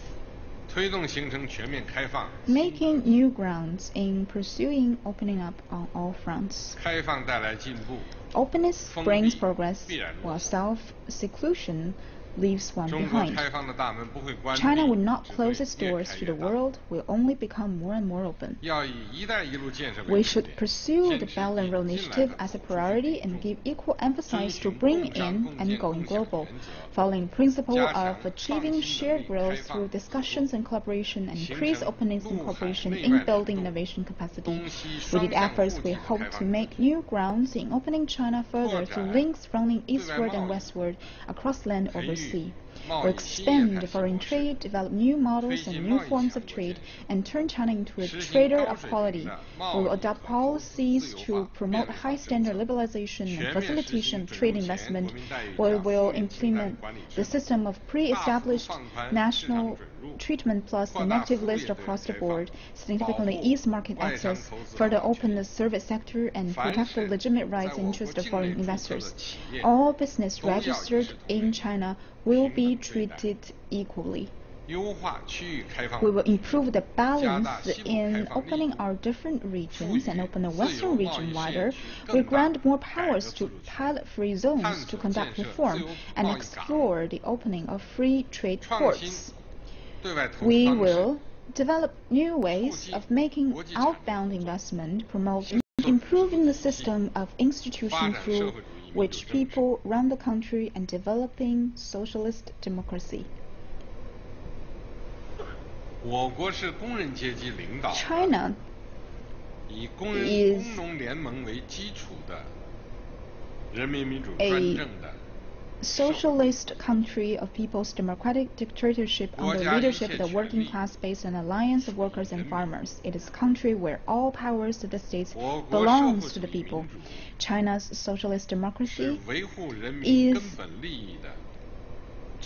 the broadest, most genuine, and most effective democracy to safeguard the fundamental interests of the people.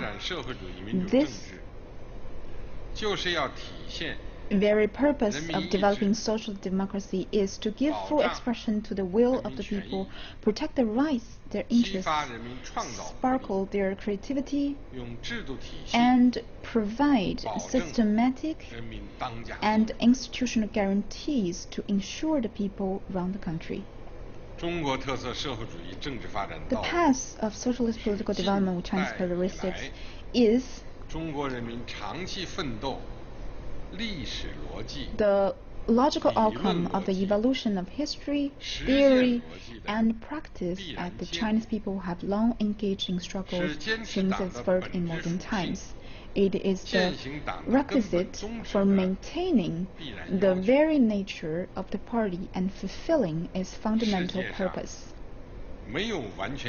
No two political systems are entirely the same, and a political system cannot be judged in abstraction without regard for its social and political context, its history and its cultural traditions. No one political system should be regarded as the only choice, and we should not just mechanically copy the political systems of other countries. We must uphold long-term and steadily strengthen China's socialist democracy, make active and prudent efforts to advance the reform of the political system, and improve the institution, standards, and procedures of socialist democracy. We should ensure that people participate in accordance with law and in various ways and forms in the management of state, economic, cultural, and social affairs, and consolidate the enhanced political stability, unity, and vitality.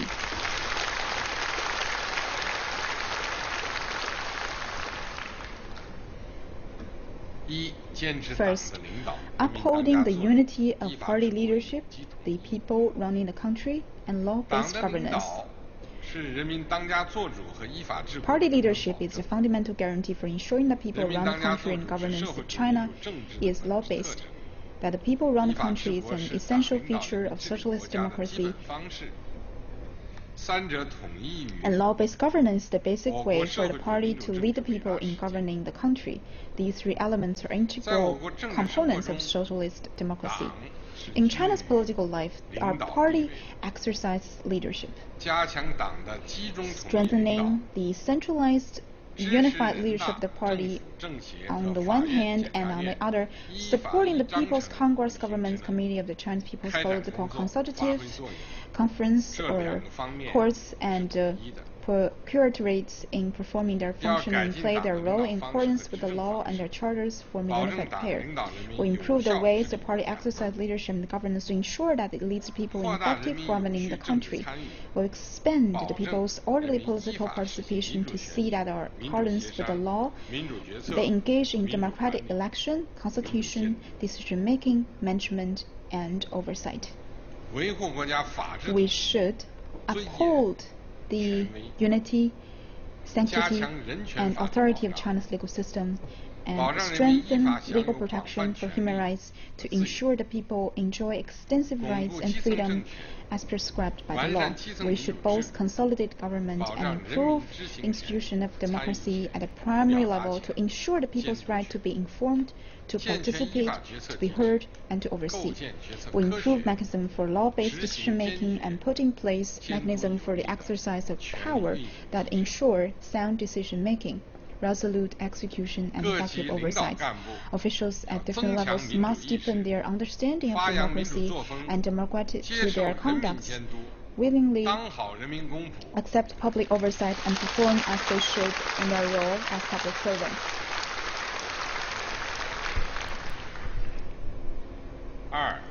Second, strengthening institutional guarantees to ensure the people run the country.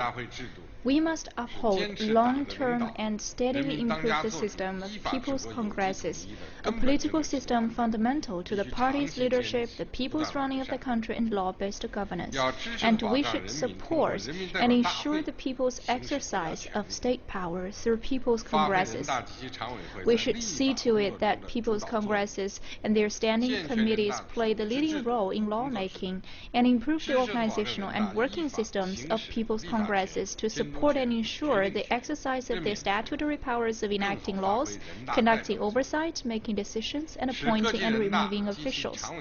We should give better play to the role of deputies to people's congresses and enable people's congresses at all levels and their standing committees to fully perform their functions as stipulated in the Constitution and the law, and to truly represent the people and maintain close ties. We should improve the setup of special committees of people's congresses and a composition of their standing committees and special committees. Third, giving play to the important role of socialist consultative democracy. The essence of the people's democracy is that the people get to discuss their own affairs.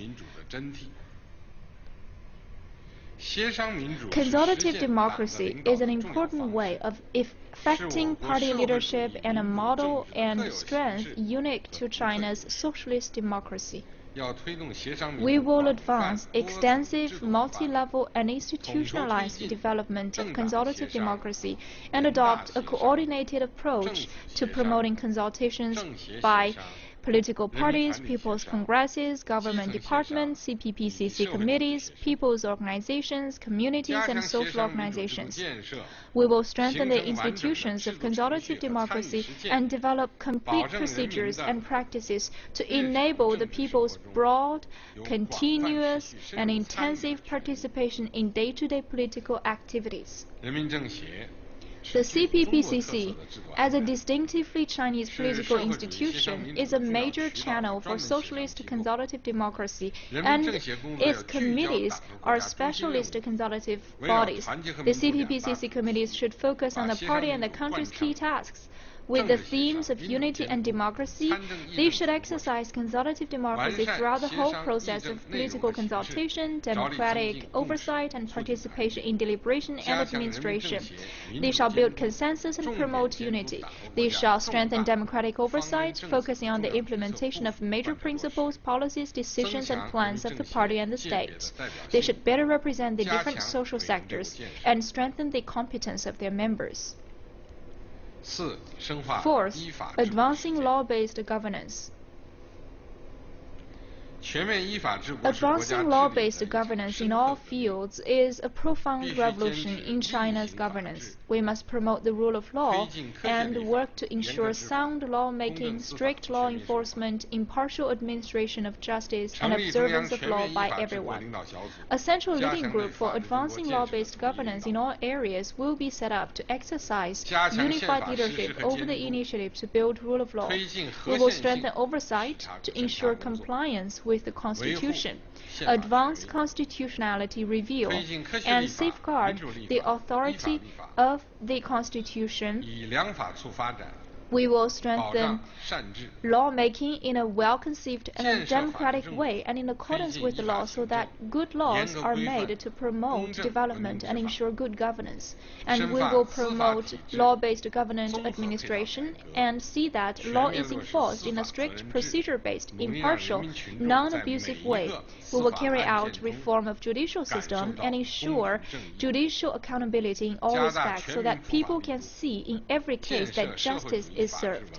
We will redouble efforts to raise public awareness of the law, develop a socialist culture of rule of law, and increase public awareness of the principle underlying rule of law, that the Constitution and the law are above everything else and everyone is equal. Every party organization and every party member must take the lead in respecting, learning, observing, and applying the law. No organization or individual has the power to overstep the Constitution or the law, and no one in a position of power is allowed in any way to override the law with his own orders, place his authority above the law, or violate the law.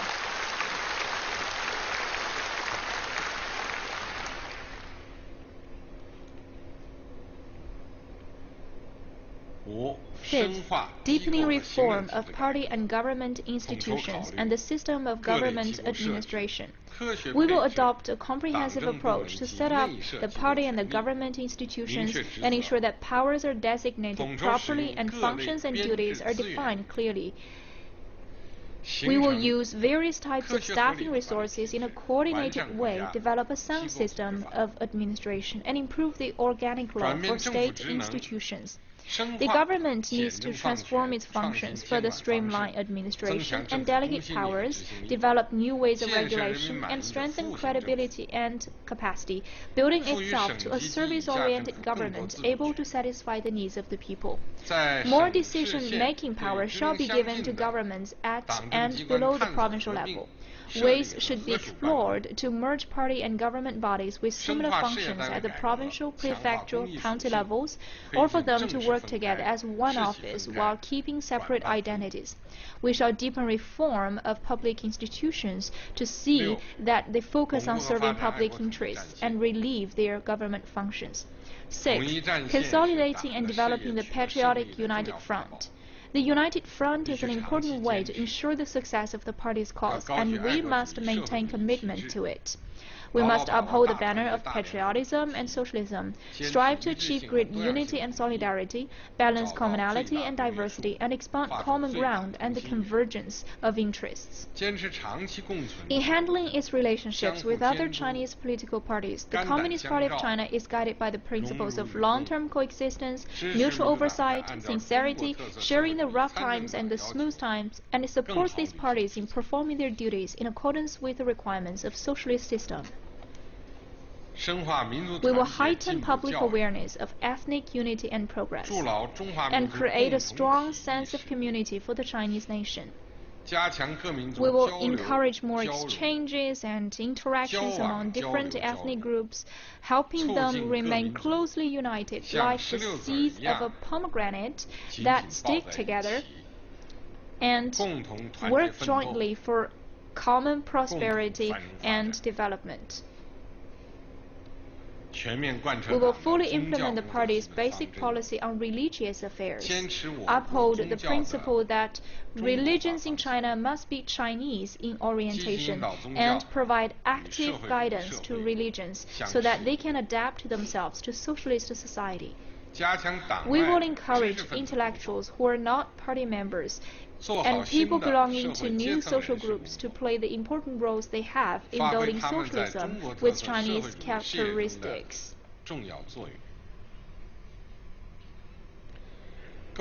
We should form a new type of cordial, clean relationship between government and business, promote healthy growth of non-public sector of the economy, and encourage those working in this sector to achieve success. We will maintain extensive contacts with overseas Chinese nationals, return the Chinese and their relatives, and unite them so that they can join our endeavors to revitalize the nation. Comrades, the political system of socialism with Chinese characteristics is a great creation of the Communist Party of China and the Chinese people. We have every confidence that we can give full play to the strength and the distinctive features of China's socialist democracy and make China's due contribution to the political advancement of mankind with our wisdom.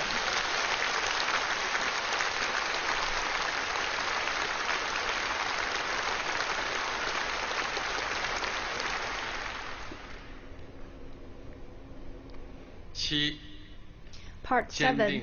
Building stronger cultural confidence and helping socialist culture to flourish.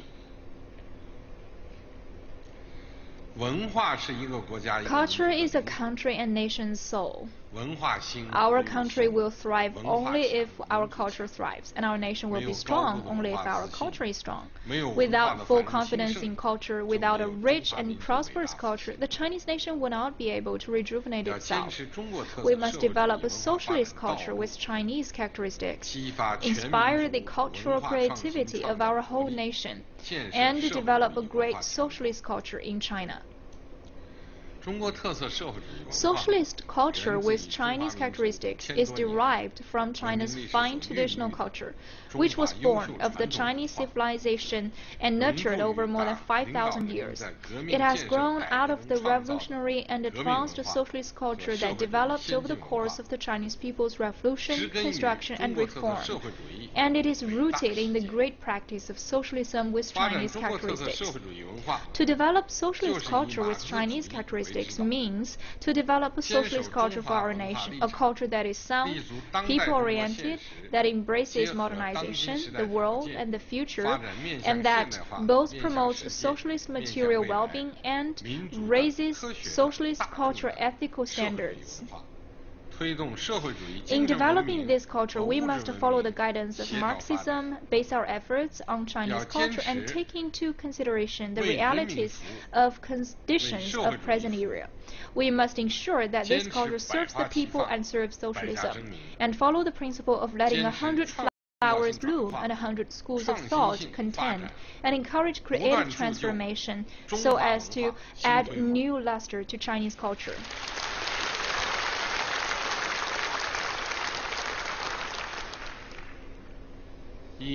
Firstly, holding firmly the leading position in ideological work. Ideological determines the direction a culture should take and the path it should follow as it develops. We must continue to adapt Marxism to China's conditions, keep it up to date, and enhance its popular appeal. We will develop socialist ideology that has the ability to unite and the power to inspire the people to embrace shared ideals, convictions, values, and moral standards. We will better arm ourselves with theory and increase the public appeal of the thought on socialism with Chinese characteristics for a new era. We will work harder to study and develop Marxist theory, work faster to develop philosophy and social sciences with Chinese characteristics, and develop new types of think tanks with distinctive Chinese features.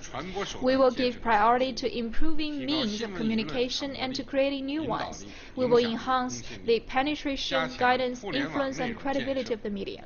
We will provide better online content and put in place a system for integrated internet management to ensure a clean cyberspace.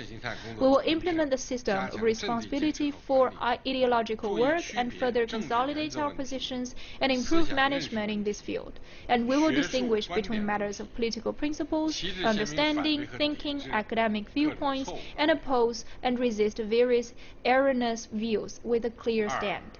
Second, cultivating and observing core socialist values.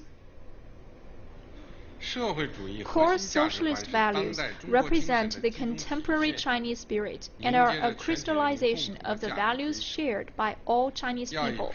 We will focus on fostering a new generation capable of shouldering the mission of national rejuvenation. We will offer them better guidance, expose them to practice, and provide institutional guarantees. We will draw on core socialist values to guide education, efforts to raise cultural ethical standards, and the creation, production, and distribution of cultural and intellectual products, and see that all areas of social development are imbued with these values and that they become part of people's thinking and behavior. To this end, we will encourage extensive public involvement, making our officials take the lead and starting with families and children. We will draw on China's fine traditional culture, keep alive and develop its vision, concepts, values, moral norms, and do so in a way that responds to the call of our era. With this, we will see that Chinese culture maintains its appeal and evolves with the times.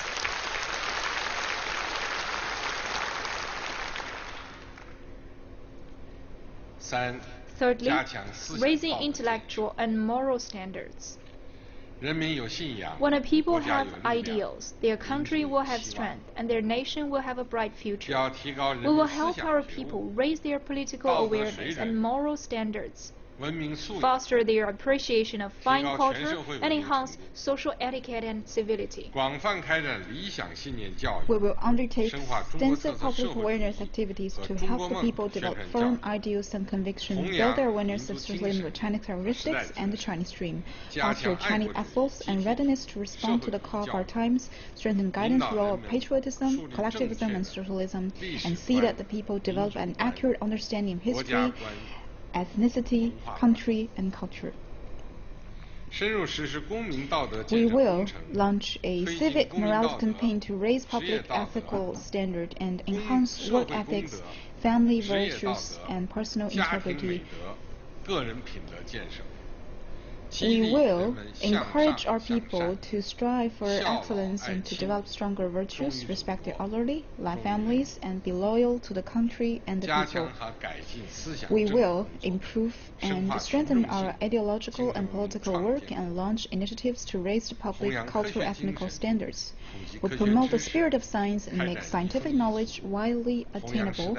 We work to see the effect of our outdated social mores and to promote good and up-to-date practice and trends, and we will resist the corrosive influence of backward and decadent culture. We will promote credibility building, institutionalized volunteer services, and heighten people's sense of social responsibility, awareness of rules, and sense of dedication. Fourth, seeing socialist literature and art thrive. Socialist literature and art are for the people.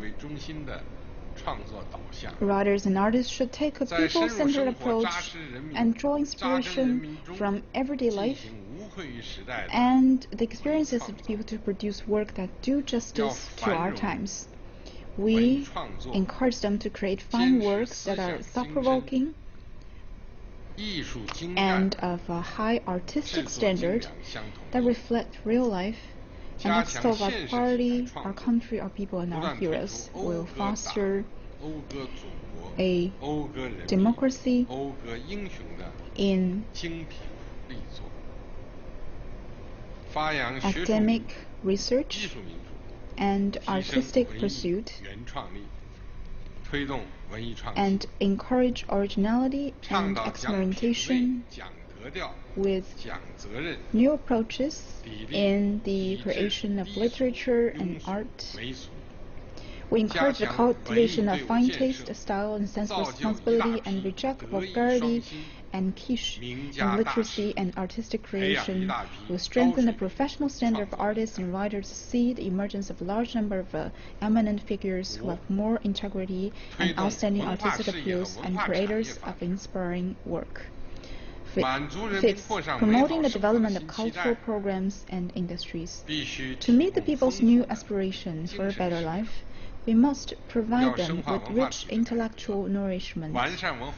We need to deepen structural reform of the cultural sector, improve the cultural management system, and accelerate the establishment of system and mechanism that put social benefit first while pursuing economic returns. We will improve the public cultural service system, carry out public interest cultural programs, and launch more popular cultural activities. We will strengthen protection and utilization of cultural relics and better preserve and carry forward our cultural heritage. We will improve modern system of cultural industries and markets, explore new mechanisms for cultural production and operation, improve economic policy on the development of the cultural sector, and develop new forms of business in the sector. We will carry out extensive fitness for all programs, speed up efforts to build China into a country strong on sports, and make smooth preparation for the 2022 Beijing Winter Olympic Games and Paralympic Games. We will strengthen the people-to-people and cultural exchanges with other countries, giving prominence to Chinese culture while also drawing on other countries. We will improve the capacity of engaging in international communication so as to tell Chinese story well, present a true multidimensional and panoramic view of China, and enhance our country's cultural self-power. Comrades, since its founding, the Communist Party of China has actively guided and promoted China's advanced culture while keeping China's fine traditional culture alive and strong. Today, we Chinese communists and Chinese people should and can shoulder our new cultural mission, make cultural creations through practice, and promote cultural advancement along with the progress of history.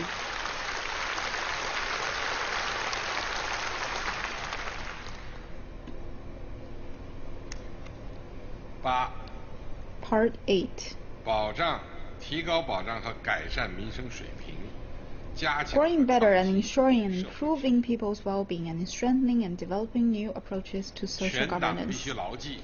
Everyone in a party must keep firmly in mind that the nature of a political party and of a government is determined by those whom they serve. To lead the people to a better life is our party's abiding goal. We must put the people's interest above all else. See that the gains, reform, and development benefit all of our people in a fair way, and strive to achieve shared prosperity for everyone. As we work to ensure and improve people's well-being, we must focus on the most pressing, most immediate issues that concern the people the most. We will do everything in our capacity and tackle issue by issue, year in and year out. We will see that everyone performs their duties and shares their benefits. You see basic needs are met, prioritize key areas, improve institutions, and guide public expectations. We will improve the public service system, ensure people's basic quality of life, and keep up with the people's ever-growing need for a better life. We will continue to promote social fairness and justice, develop effective social governance, and maintain public order. With this, we should see that our people always have a strong sense of fulfillment, happiness, and security. First, giving priority to developing education. Strengthening education is fundamental to our pursuit of national rejuvenation. We must give priority to education, speed up its modernization, and develop education that people are satisfied with. We should fully implement the party's educational policy, foster virtue through education, enhance our students' well-rounded development, promote fairness in education, and nurture a new generation of capable young people who have a good and all-round moral, intellectual, physical, and ethical ground and are well prepared to join the socialist cause. We promote the coordinated development of a compulsory education in urban and rural areas, while giving particular attention to rural areas. We improve preschool education, special needs education, and online education, make senior secondary education universal available, and strive to see that each and every child has fair access to good education. We will improve the system of vocational education and training and promote integral work between industry and education cooperation between enterprises and colleges. Will move faster to build Chinese universities into world-class universities and develop world-class disciplines as we work to bring out the full potential of higher education.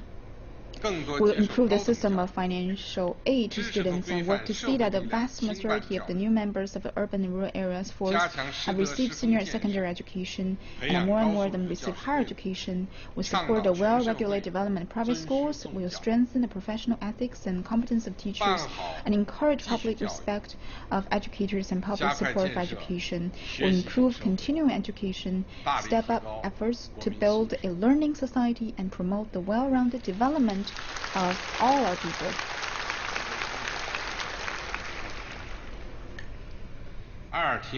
Second, improving the quality of employment and raising incomes. Employment is pivotal to people's well-being. We must give high priorities to employment and pursue a proactive employment policy, striving to achieve fuller employment and create better quality jobs. We'll launch vocational skill training and programs on a base scale, give particular attention to tackling structural employment, and create more jobs by encouraging business startups. We will provide extensive public employment services to open up more channels for college graduates and other young people, as well as migrant rural workers, to find jobs and start their own businesses. We must remove institutional barriers that block the social mobility of labor and talent and ensure that every one of our people has the chance to pursue career through hard work. We will improve mechanisms for joint discussions and mediation involving government, trade, unions, and employers in an effort to ensure harmonious labor relations. We continue to follow the principle of distribution according to one's work while improving our institution and mechanism for distribution based on factors of production, so as to make income distribution fairer and more orderly. We will encourage people to make their money through hard work and legal means. We expand the size of middle-income group, increase income people who live on low incomes, and adjust excessive incomes and prohibit illicit incomes. We work to see that individual incomes grow in step with the economic development and pay rises in tandem with the increase of labor productivity. We expand the channels for people to make work-based earnings and property income.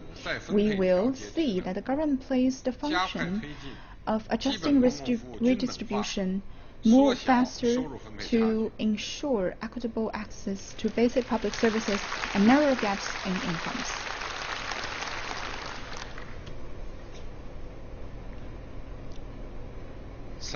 Third, strengthening the social security system. We will act on a policy requirement to help those most in need to build a tightly woven safety net and to build the necessary institutions to work to develop a sustainable multi-tiered social security system that covers the entire population in both urban and rural areas. We clearly define rights and responsibility and support that hits the right level. We work to see that everyone has access to Social Security. We improve the basic pension scheme for urban employees and for rural and non-working urban residents, and quickly bring pension scheme under national unified management.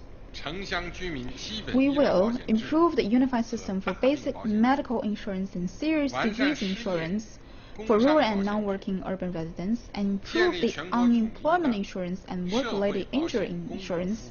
We will establish a unified national platform for social security public services. We will promote the coordinated development of the social assistance system for urban and rural residents and improve the subsistence allowances system. We must adhere to the fundamental national policy of gender equality and protect the legitimate rights and interests of women and minors. We improve our systems for social assistance, social welfare, charity, and entitled group benefits and services. We will improve the system for supporting and caring for children, women, and elderly left behind in rural areas. We will develop the programs for people with disabilities and work to provide better rehabilitation services for them. We must not forget that housing is for living, not for speculation.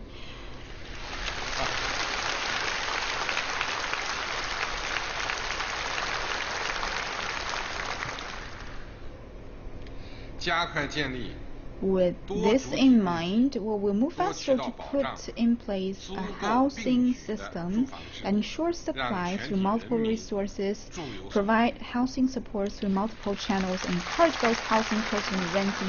This will make us a better place to meet the housing need of all of our people. Fourth, winning the battle against poverty. Seeing that the poor people and the poor areas were entering the moderately prosperous society together with the rest of the country is the solemn promise made by our party.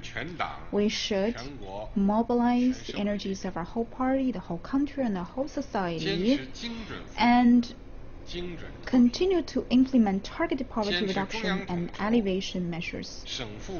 We will operate on the basis of the working mechanism whereby the central government makes over our plans, provincial level government takes over our responsibility, and city and county governments ensure implementation. And we will strengthen the system for making heads of party committees and government at each level assume the overall responsibility for poverty alleviation. We will continue to advance poverty reduction, draw on the joint efforts of government, society, and the markets. We will pay particular attention to helping people increase confidence in their own capability to lift themselves out of poverty and see that they can access education they need to do so. We strengthen the collaboration on poverty alleviation between the eastern and western regions, and we will provide focused assistance to areas of extreme poverty. We must ensure that by the year 2020, the rural residents living below the current poverty line will have been out of poverty, and poverty is eliminated in all poor counties and regions. Poverty alleviation should reach those who truly need it and deliver genuine outcomes.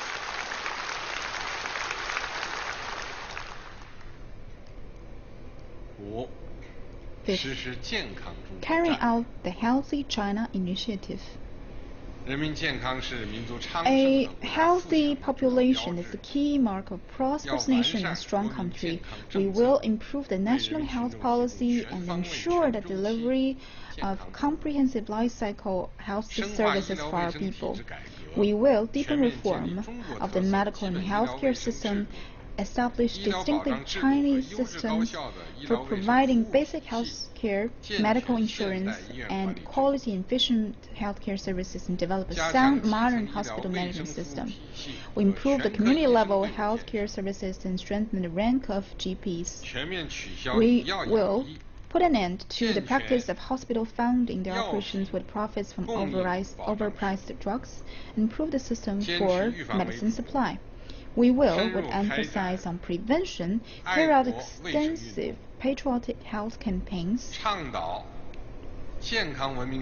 promote healthy and positive lifestyles, and prevent and control major diseases. We will initiate a full safety strategy to ensure that people have peace of mind about what they're putting on their plates. We will support both traditional Chinese medicine and Western medicine, and ensure that preservation and development of traditional Chinese medicine will support development of private hospital and health-related industries. We will work to ensure that our childbirth policy meshes with related economic and social policies, and carry out research on population strategy. As we respond proactively to population aging, we will adopt policies and foster a social environment in which senior citizens are respected, cared for, and live happily in their later years. We will integrate elderly care and medical services and accelerate the development of old age programs.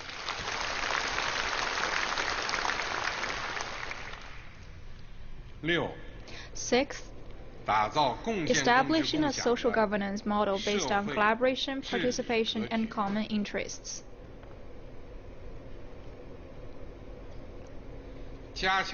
We will step up institution building in social governance and improve the law-based social governance model under which party committees exercise leadership, government assumes responsibility, and non-governmental actors provide assistance, and the public get involved. We will strengthen public participation, the rule of law in social governance, and make such governance smarter and more specialized. We will improve mechanisms for preventing and diffusing social tensions and properly handle problems among the people. We will promote safe development and raise public awareness that life matters most and safety comes first.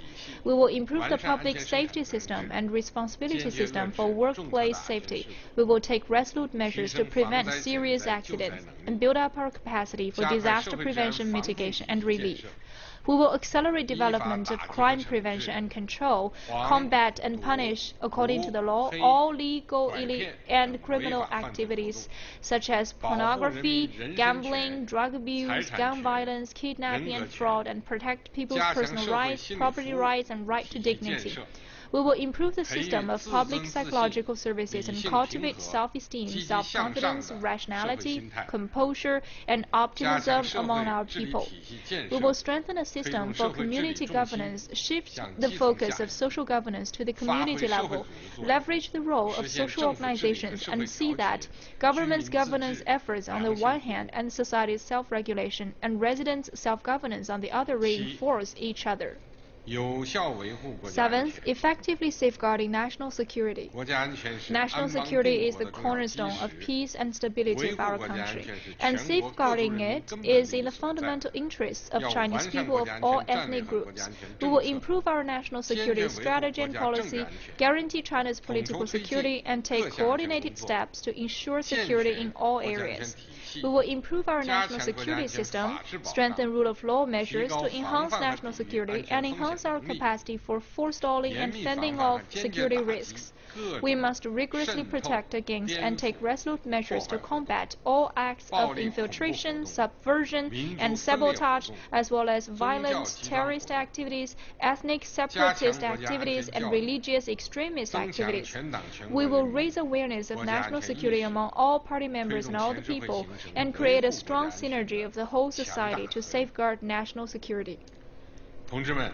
Comrades, meeting the fundamental interests of all our people is the ultimate yardstick for judging all the work of our party. The issues of concern to the people, be they big or small, should be handled with utmost care and attention. We must start with addressing issues of public concern, start with delivering the outcomes that satisfy public needs, and work without rest to lead our people in pursuing a better life.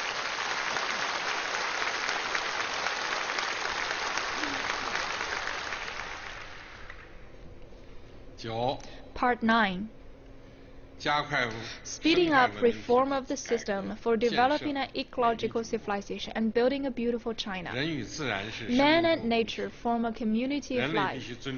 We, as human beings, must respect nature, follow its ways, and protect it. Only by observing the laws of nature can mankind avoid costly blunders in its exploitation. Any harm we inflict on nature will eventually return to haunt us. This is a reality we have to face. The modernization that we pursue is one characterized by harmonious coexistence between man and nature. In addition to creating more material and cultural wealth to meet people's ever-increasing needs for a better life, we need also to provide more quality ecological goods to meet people's ever-growing demands for a beautiful environment.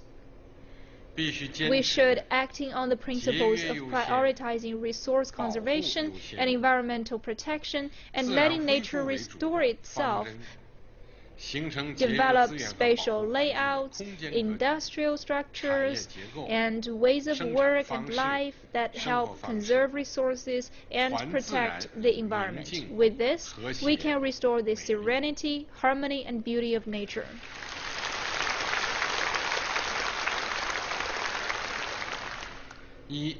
Firstly, promoting green development.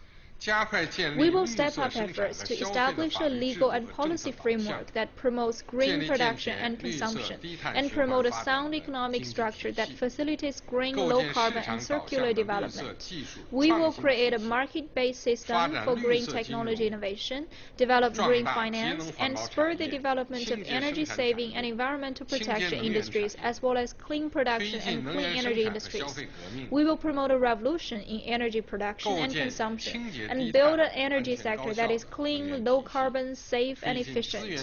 We will encourage conservation across the board and promote recycling, take action to get everyone conserving water, cut consumption of energy and materials, and establish linkages between the circular use of resources and materials in industrial production and in everyday life. We encourage simple, moderate, green, and low-carbon ways of life and oppose extravagance and excessive consumption. We will launch initiatives to make party and government offices do better when it comes to conservation and develop eco-friendly families, schools, communities, and transport services. Secondly, solving prominent environmental problems. We will get everyone involved in improving the environment and address environmental issues at the root. We will continue our campaign to prevent and control air pollution to make our skies blue again. We will speed up prevention and control of water pollution and take measures to improve river basins and offshore areas. We will strengthen the control of soil pollution and the restoration of polluted soil, intensify the prevention of agricultural pollution from non-point sources, and take measures to improve rural living environments. We will improve the treatment of solid waste and garbage and reinforce stricter pollutants discharge standards and see to it that polluters are held accountable. And we will improve the credibility system and assessment systems, and we will establish an environmental governance system in which government takes the lead, enterprises assume main responsibility, and social organizations and the public also participate. And we will get actively involved in global environmental governance and fulfill our commitments on emission reduction. Thirdly, intensifying the protection of ecosystems. We will carry out major projects to protect and restore key ecosystems, improve the system of shields for ecological security, and develop ecological corridors and biodiversity protection networks so as to strengthen the quality and stability of our ecosystems. We will complete work on drawing red lines for protecting the ecosystems, designating permanent basic cropland and delineating boundaries for urban development. We will promote afforestation, take comprehensive measures to control desertification, stony deserts, and soil erosion, strengthen wetland conservation and restoration, and better prevent and control geological disasters. We will improve the system for protecting natural forests and turn more marginal farmland to forests and grasslands. We will rigorously protect farmland and expand trials in crop rotation and keep land fallow. We will improve systems for regeneration of croplands, grasslands, forests, rivers and lakes, and set up diversified market mechanisms for ecological compensation. Fourthly, reforming the environmental regulation system. We will strengthen overall planning, organization, and leadership for building an ecological civilization. We will establish regulatory agencies to manage state-owned natural resource assets and monitor natural ecosystems and improve environmental management systems. These agencies will, in a unified way, perform the duties of the owner of public-owned natural resource assets, the duties of regulating the use of all territorial space and protecting and restoring ecosystems, and the duties of monitoring the discharge of all pollutants in urban and rural areas and conducting administrative law enforcement. We will establish systems for developing and protecting territorial space, improve supporting policies on functional zones, and develop a nature reserve system composed mainly of national parks. We will take tough steps to stop and punish all activities that damage the environment. Comrades, what we are doing today to build an ecological civilization will benefit generations to come. We should have a strong commitment to socialist ecological civilization and work to develop a new model of modernization with humans developing in harmony with nature. We must do our generation's share to protect the environment.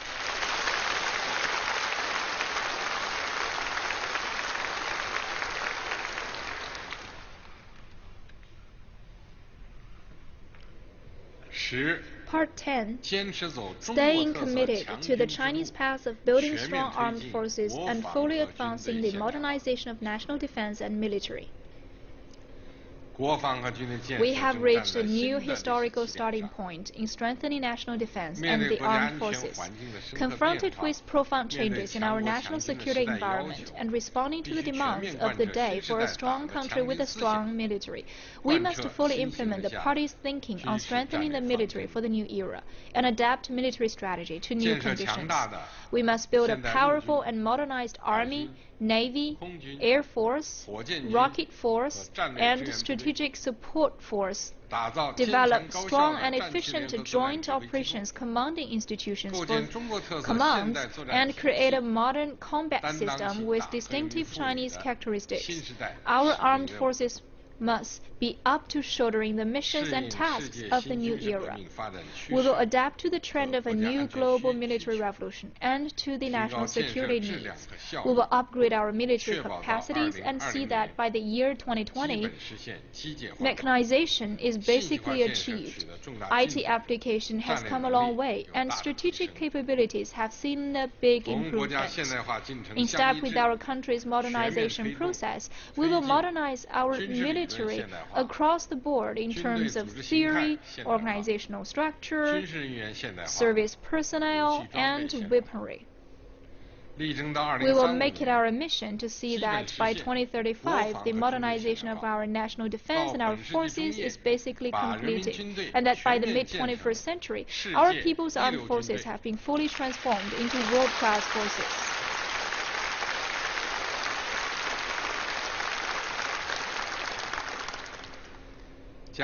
We will strengthen party building in the military. We will launch activities with the theme of passing on the traditions of revolution, stepping up to the task of making the military strong. We will move forward with the development of the military honor system. We will train the revolutionary officers and soldiers of a new era with faith, ability, courage, and integrity, and see that our forces forever preserve their nature, purpose, and character. We will continue to deepen national defense and military reform and further the reform of major policy system, including career officer system and system for posting civilian personnel in the military. We'll push ahead with transformation of military management and improve and develop our distinctive Chinese socialist military institutions. We must keep it firm on our hands that technology is the core combat capability, encouraging innovation in major technologies and conduct innovation independently. We'll strengthen the system for training military personnel and make our people's forces more innovative. We will govern the military with strict disciplines in every respect, push for a fundamental transformation in the way military is run. A military is built to fight. Our military must regard combat capability as the criteria to meet in all its work and focus on how to win when it is called on. We should take solid steps to ensure military preparedness for all strategic directions and make progress in combat readiness in both traditional and new security fields. We will develop new combat forces and support forces, conduct military training under combat conditions, strengthen the application of military strength, speed up development of intelligent military, and improve combat capabilities for joint operations based on network information system and ability to fight under multi-dimensional conditions. This will enable us to effectively shape our military posture, manage crises, and deter and win wars. We should ensure that efforts to make our country prosperous and efforts to make our military strong go hand in hand. We will strengthen unified leadership, top-level design, reforms, and innovation. We'll speed up implementation of major projects, deepen reform in defense-related science, technology, and industry, achieve greater military-civilian integration, and build integrated national strategies and strategic capabilities. We will improve our national defense mobilization system, build a strong, well-structured, modern border defense, coastal defense, and air defense. We'll establish an administration for veterans and will protect the legitimate rights and interests of military personnel and their families, and make military service an occupation that enjoys public respect. We carry out further reforms and build a modernized armed police force. Comrades, our military is the people's military, and our national defense the responsibility of every one of us.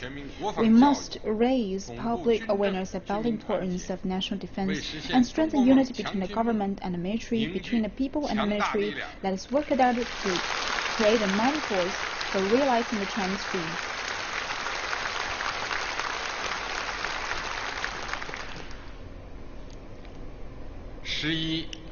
Part 11. Upholding one country, two systems, and moving towards national reunification. Since Hong Kong and Macau's return to the motherland, the practice of one country, two systems in both regions have been resounding success. The policy of one country, two systems has proved to be the best solution to the question of Hong Kong and Macau,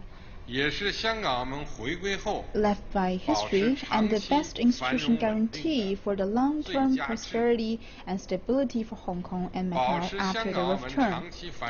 To maintain long-term prosperity and stability in Hong Kong and Macau, it is imperative to fully and faithfully implement the policy of one country, two systems, the people of Hong Kong governing Hong Kong, the people of Macau governing Macau, and a high degree of autonomy for both regions. It is imperative to act in strict compliance with China's constitutions and basic laws of the two special administrative regions, and to improve the system mechanism to enforce the basic laws. We will continue to support the government and chief executives of both regions in pursuing the following endeavors: exercising law-based governance, uniting and leading the people of all sectors of an active, concerned effort to promote development and harmony, ensuring and empowering people's well-being, taking well-ordered steps to advance democracy, maintaining law and order, to fulfilling the constitutional responsibility of safeguarding China's sovereignty, security, and development interests. Development of Hong Kong and Macau is closely tied up with that of the mainland. We will continue to support Hong Kong and Macau in integrating their own development into the overall development of the country. We give priority to the development of the Guangdong, Hong Kong, Macau Greater Bay Area, cooperation between Guangdong, Hong Kong, and Macau, and regional cooperation in the Pampa River Delta, thus fully advancing mutually beneficial cooperation between mainland and two regions. We will formulate improved policies and measures to make it more convenient for people from Hong Kong and Macau to develop careers on the mainland. We will remain committed to the policy of the Hong Kong people to govern Hong Kong, Macau people to govern Macau, with patriots playing the principal role. We will develop and strengthen the ranks of patriots who love both our country and their regions, and foster greater patriotism and a stronger sense of national identities among the people in Hong Kong and Macau. With this, our compatriots in Hong Kong and Macau will share both the history of national rejuvenation and the pride of a strong and prosperous China.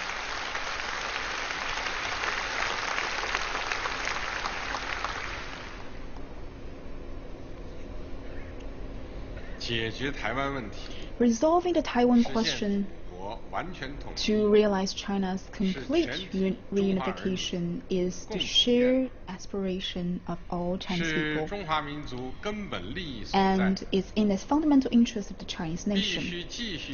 We must uphold the principle of peaceful reunification and one country, two systems, work for the peaceful development of cross-strait relations and advance the progress towards the peaceful reunification of China.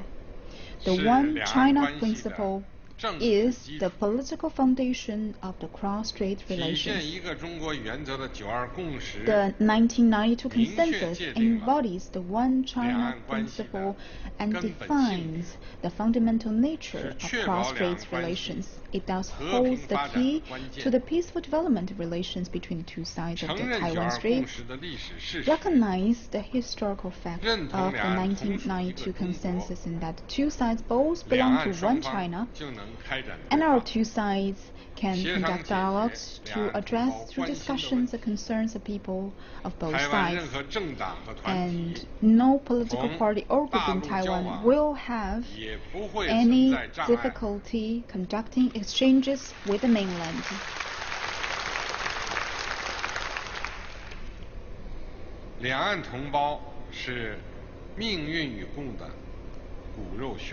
Blood is thicker than water. People on both sides of the Taiwan Strait are brothers and sisters.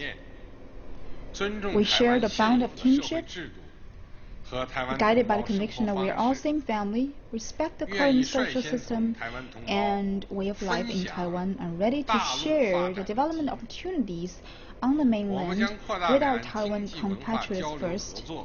We will expand cross-strait economic cultural exchanges and cooperations for mutual benefits.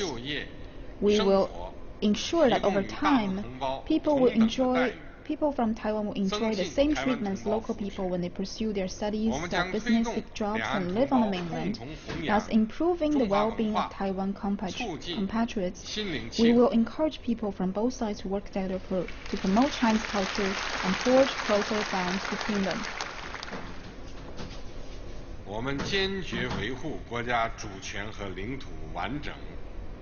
We stand firm in safeguarding China's sovereignty and territorial integrity, and will never allow the historical tragedy of national division to repeat itself. Any separatist activity is certain to meet with the resolute opposition of the Chinese people.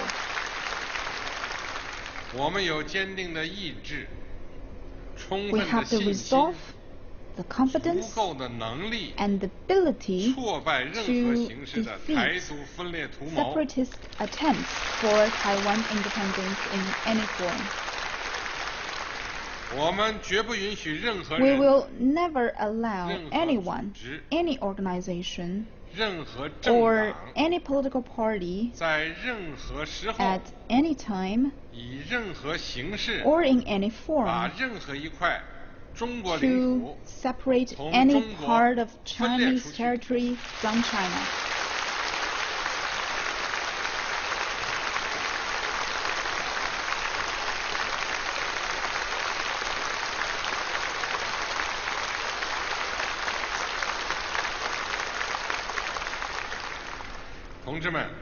Comrades, realizing the rejuvenation of the Chinese nation is a dream shared by all of us as Chinese.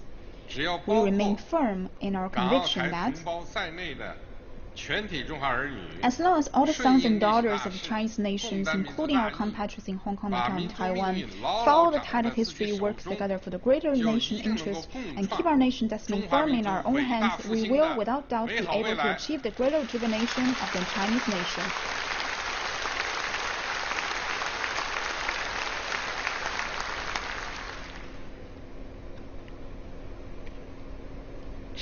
Part 12.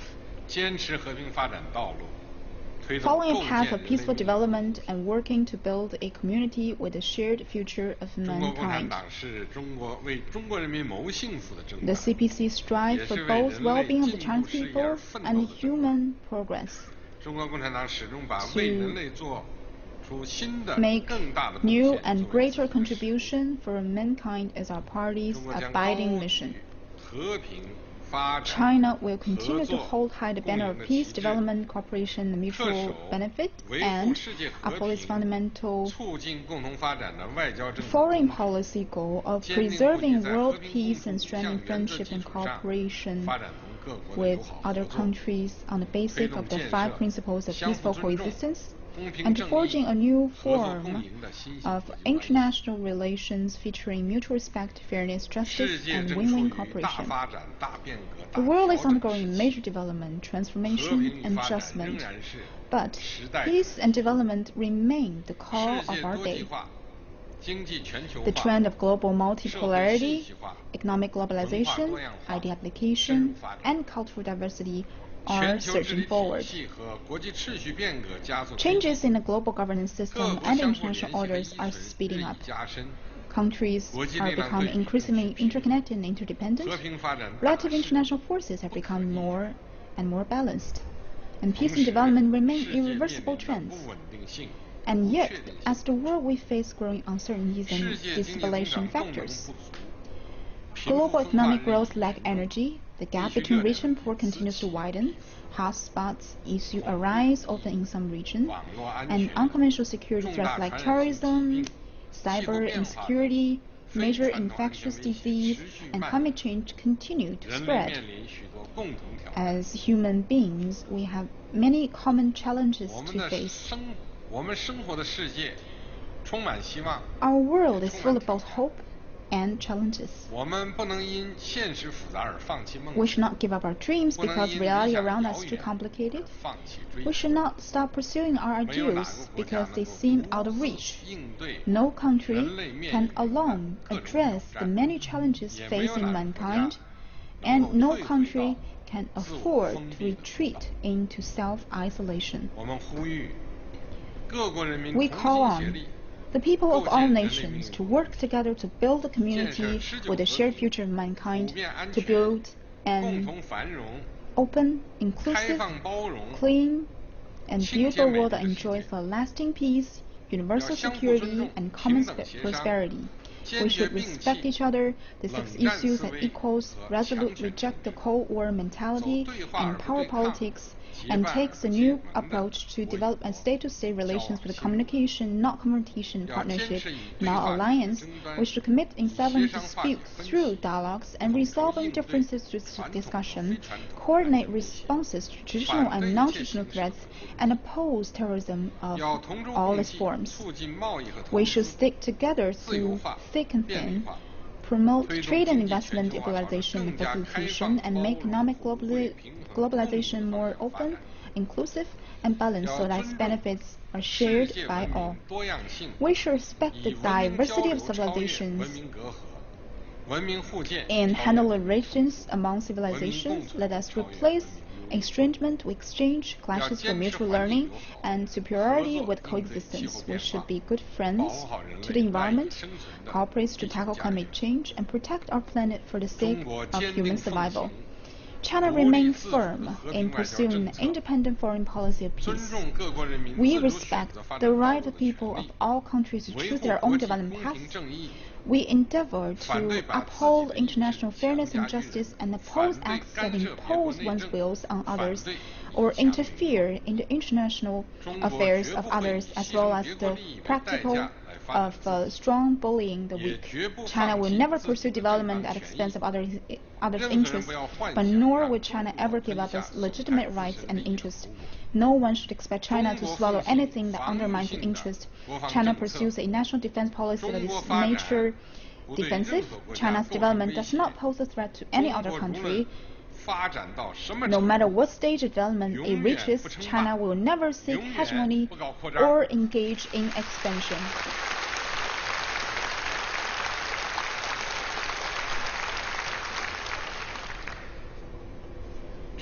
China has actively developed global partnerships and expanded the convergence of interests with the other countries.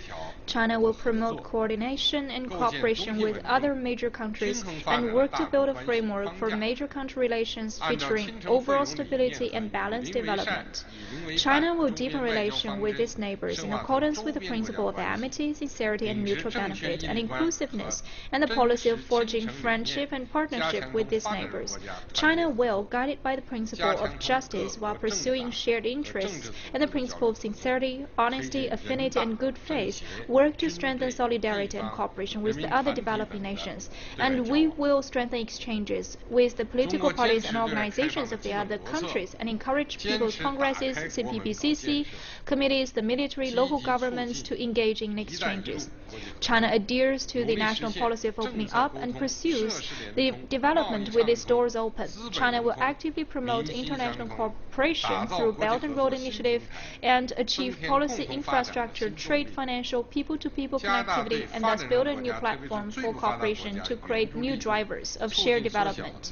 China will increase assistance to the other developing nations, in particular the least developed countries, and reduce the North-South development gap.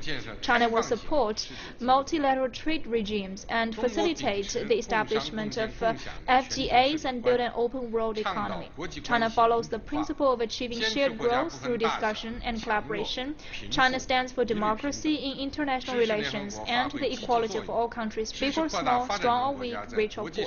China supports the UN in playing an active role in international affairs and supports the other developing countries to increase their representation and voice.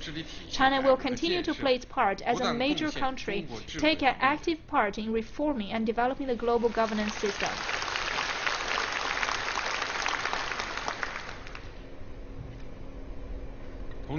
Comrades, the future of the world rests in the hands of people of all countries. The future of mankind hinges on the choices they make. We, the Chinese, are ready to work with the people of all other countries to build a community with a shared future for mankind and create a bright tomorrow for all of us.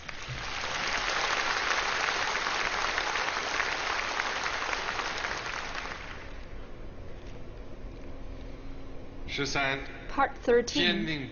Exercising strict governance over the party and improving the party's ability to govern and lead.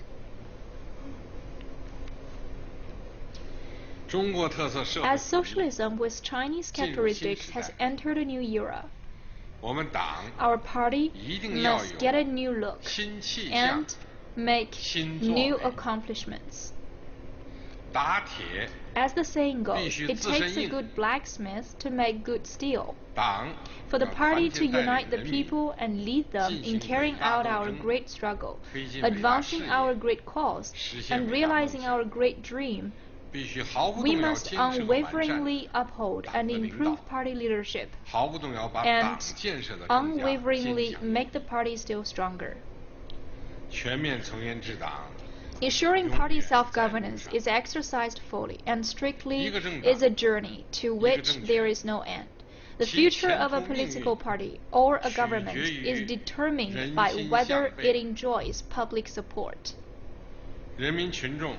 We must guard against and correct with resolve the practices the people oppose and resent.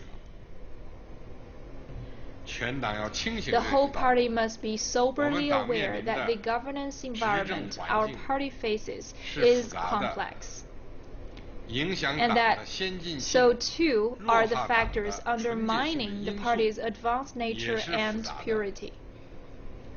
Prominent problems of impurity in thinking, organization, and conduct in the party have not been resolved to the root. We must fully recognize the long-term and complex nature of the tests confronting the party as they relate to governance, reform, and opening up the market economy and the external environment. We must also fully recognize the intensity and severity of the dangers of a lack of drive, incompetence, disengagement from the people, inaction, and corruption.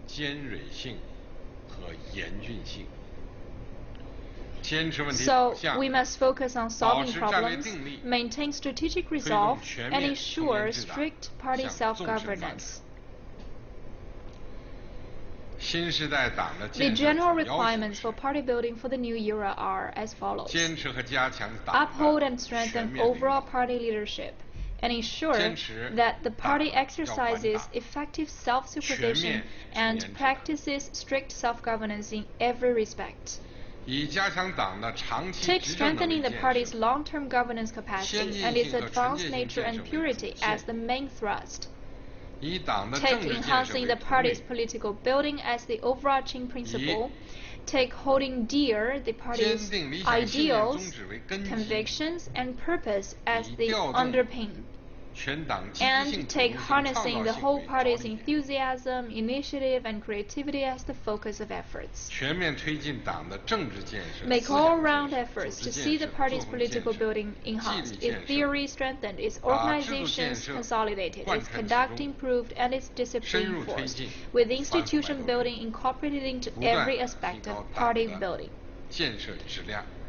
We must step up our efforts to combat corruption and continue to improve the efficacy of party building, and build the party into a vibrant Marxist governing party that is always at the forefront of the times, enjoys the wholehearted support of the people, has the courage to reform itself, and able to withstand all tests.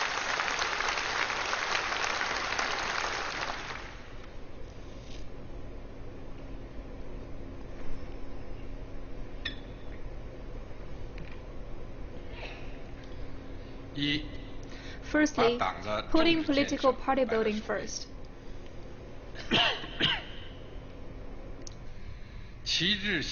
Taking a clear political stand is the fundamental requirement our party must meet as a Marxist party. Political party building is of fundamental importance to the party as it determines the direction and efficacy of party building. The primary task of political party building is to ensure that the whole party obeys the Central Committee and upholds its authority and centralized unified leadership. All party members must closely follow the party's political line, strictly observe its political discipline and rules, and closely ally themselves with the Central Committee in terms of political stance, direction, principle, and path.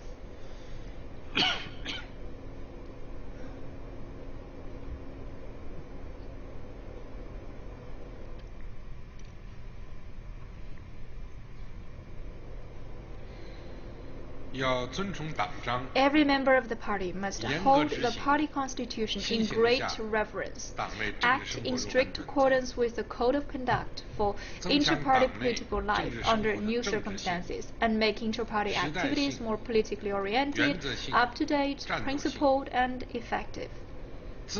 We must guard against the rules of business dealings eroding inter-party conduct, and foster a healthy political atmosphere of integrity within the party. We must improve and implement the systems of democratic centralism, and practice both democracy-based centralism and centralism-guided democracy. This means we should both give full play to democracy and practice centralism on this basis. We must foster values like loyalty, honesty, impartiality, a realistic approach, and integrity.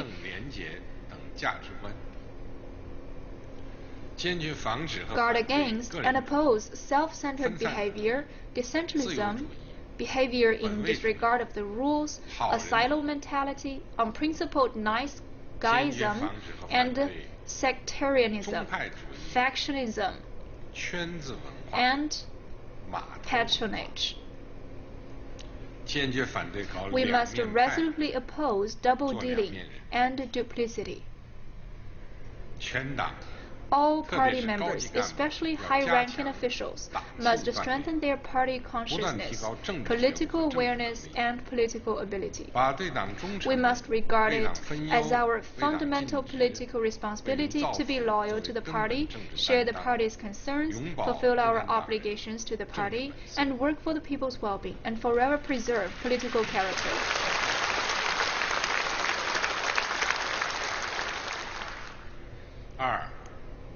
Second, arming the whole party with the thought on socialism with Chinese characteristics for a new era.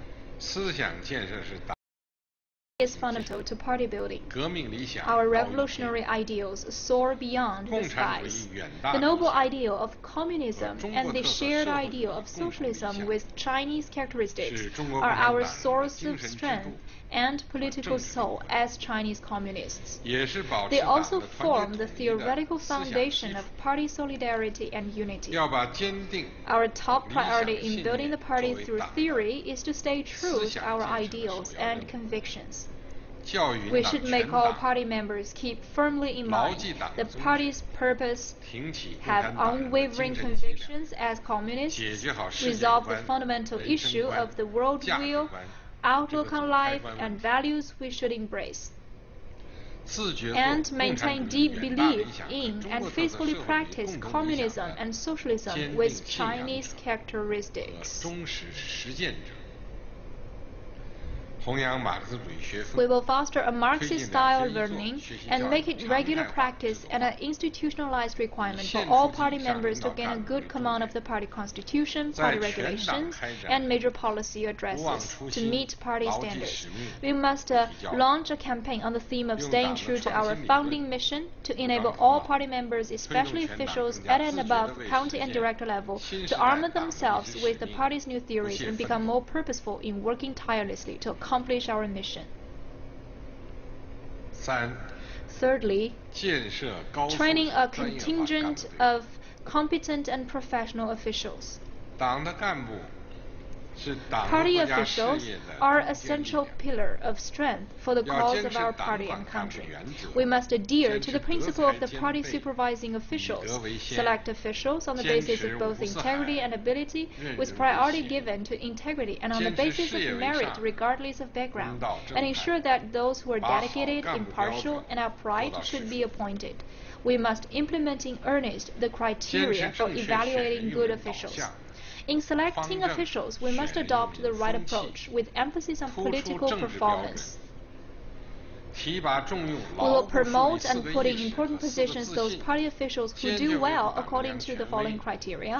They maintain political integrity, think in terms of the big picture, follow the leadership core and keep in alignment with the central party leadership, and have confidence in the path, theory, system, culture of socialism. They uphold the authority of Central Committee and faithfully follow the party's theories and principles. And they are loyal to the party, have moral integrity, and demonstrate a keen sense of responsibility. We will take seriously the development of specialized expertise and professionalism and enhance the official's ability to meet requirements of developing socialism. We will identify promising young officials and get them well prepared for future jobs.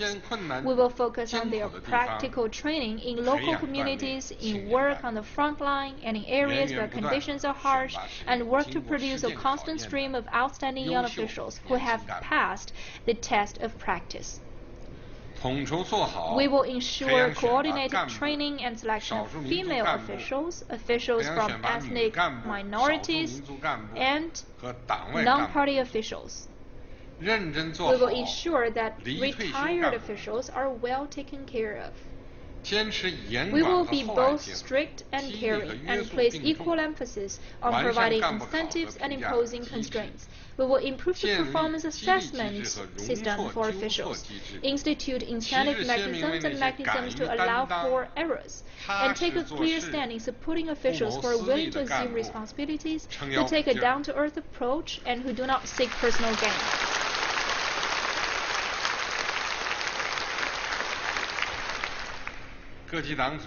Party organizations at every level should care about officials working at the primary level and solve the problems for them.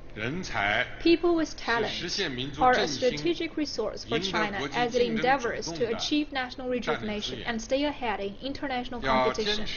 We must follow the principle of the party exercising leadership over personnel, assemble the best minds across the land, and draw fully on their expertise to make China a talent-strong country. We will pursue more proactive, open, and effective policy on training competent professionals. We shall value people with talent, identify talent, and have the foresight to employ them, be earnest to keep them, and welcome them into our ranks. This will enable us to attract bright people from both within and outside the party, from both within and outside China.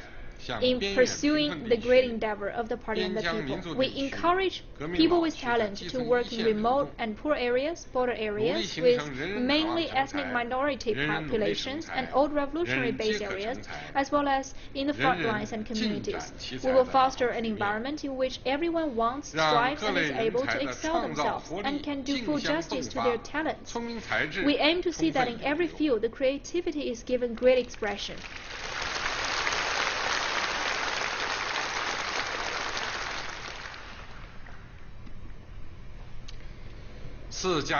Fourthly, strengthening primary-level party organizations.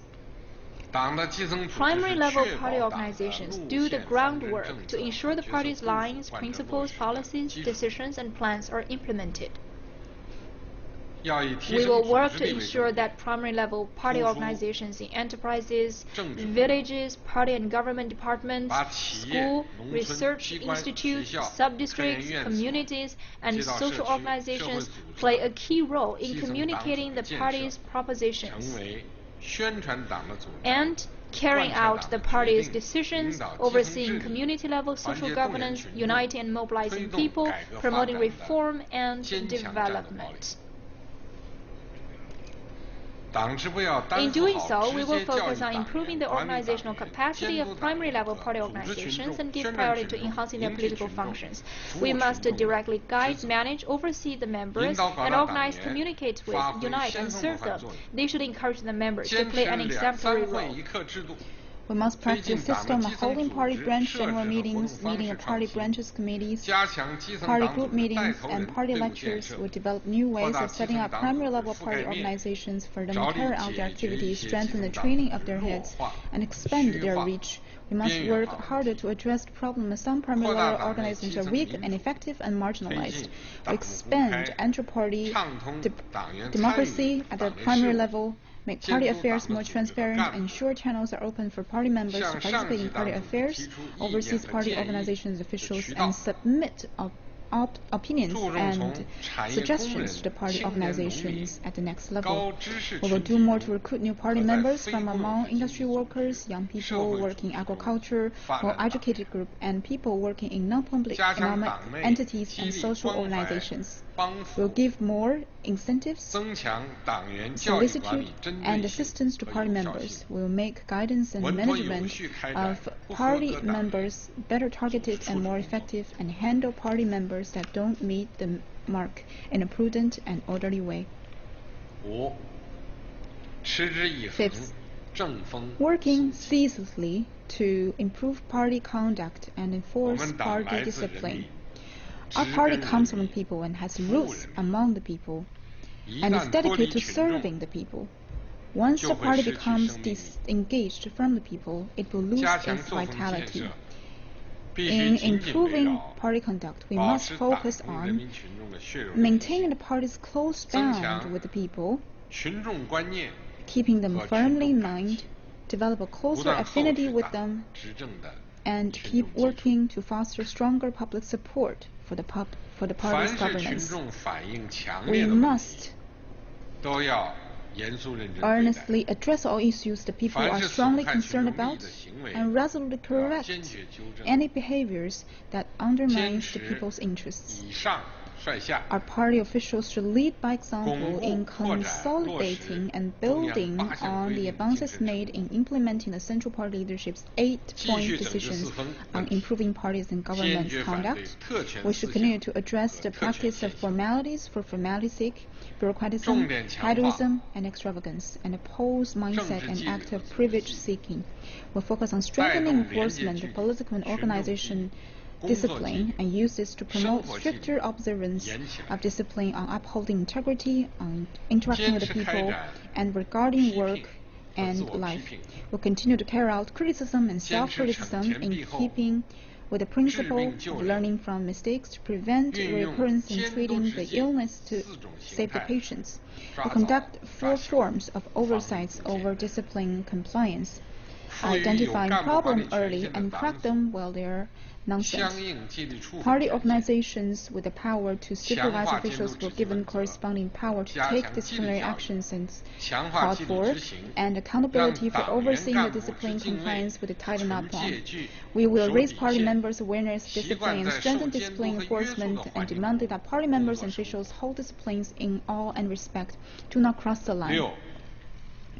6. Securing a sweeping victory in the fight against corruption. The people resent corruption most, and corruption is the greatest threat our party faces. We must have resolve and tenacity to preserve in the never-ending fight against corruption. Only by intensifying efforts to address both the symptom and root cause of corruption and making sure that officials are honest, government is clean, and political affairs are handled with integrity can we avoid history's circle of rise and fall and ensure the long-term stability of the party and the country. Currently, the fights against corruption remain grave and complex. We must remain as firm as a rock in our resolve to build on the overwhelming momentum and secure a sweeping victory.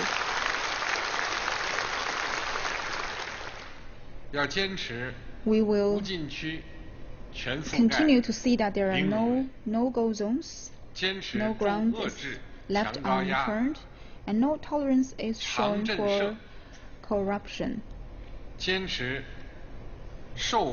We will impose tight constraints, maintain tough stance and long-term deterrence, punish those who take bribes and those who offer them, and prevent interest groups from arising within the party. We will institute a system of disciplinary inspection for city and county level and party committees in an intensified effort to address corruption and occur on people's doorsteps. Wherever offenders may flee, they will be brought back and brought to justice.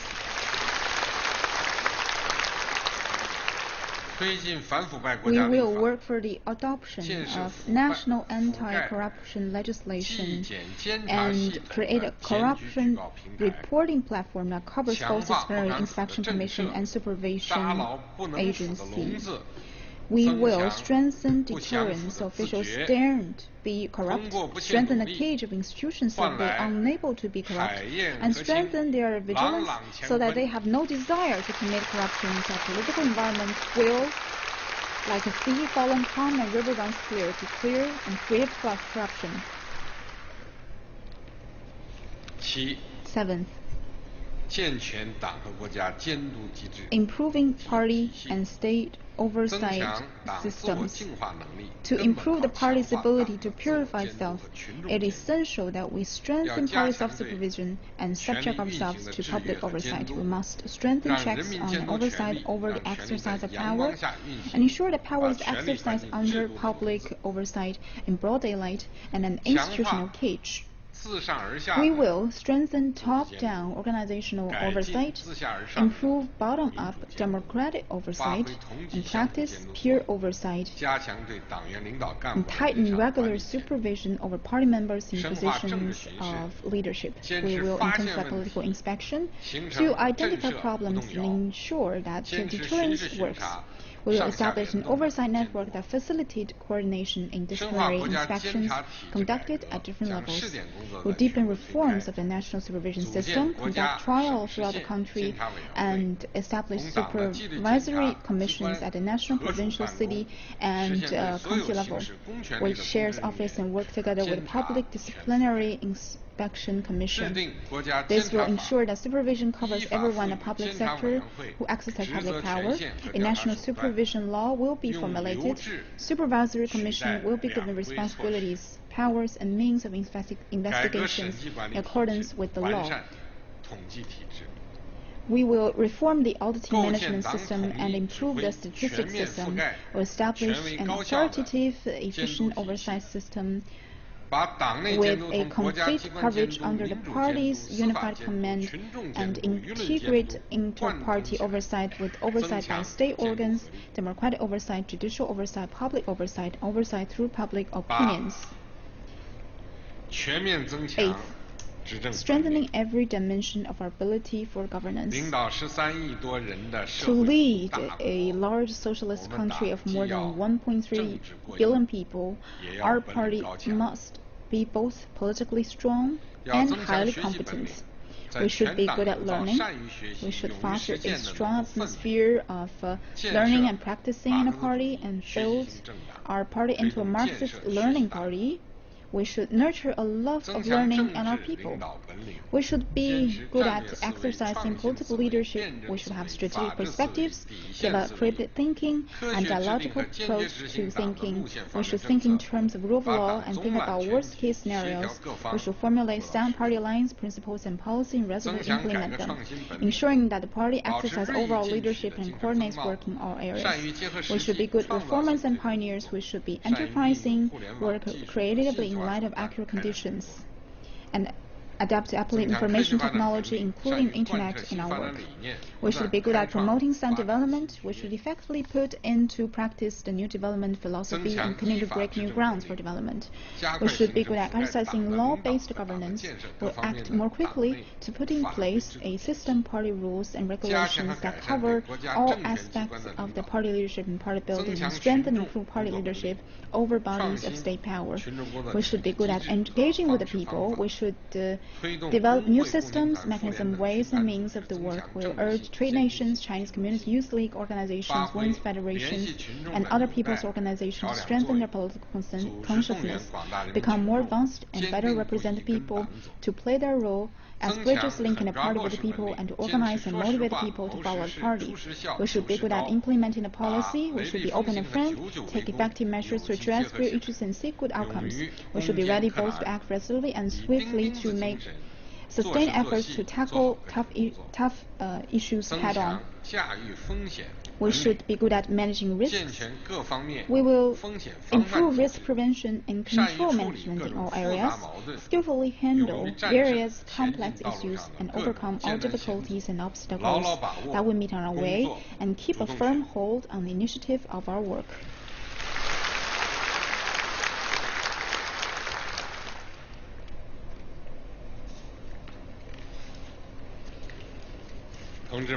Comrades, a great cause calls for a leadership of a strong party. As long as our party keeps itself competent and strong, always remain true to the people's aspiration and work in concert with the people, we can and will navigate the great ship bearing the great dream of the Chinese dream to conquer the waves and reach our destination.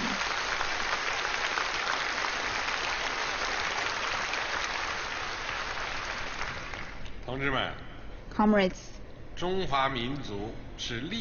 Chinese nation is a great nation, has been through hardships and adversity, but remain indomitable.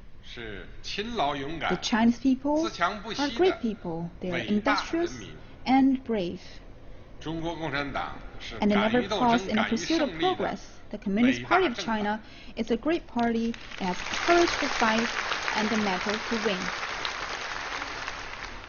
The wheels of history roll on. The tides of the times are vast and mighty. History looks kindly on those who work with resolve, with drive and ambition, and with plenty of guts. It won't wait for the hesitant, the apathetic, and those shy of challenges. All of us in the party must work hard and live simply, guard against arrogance and impetuosity, and lose no time in progressing along the long march of the new era. We must conscientiously safeguard the solidarity and unity of the party, maintain the party's deep bond with the people, and strengthen the great unity of the Chinese people of all ethnic groups and the great unity of all the sons and daughters of the Chinese nations at home and abroad. We must unite all the forces that can be united and work as one to progress towards the brilliant future of national rejuvenation.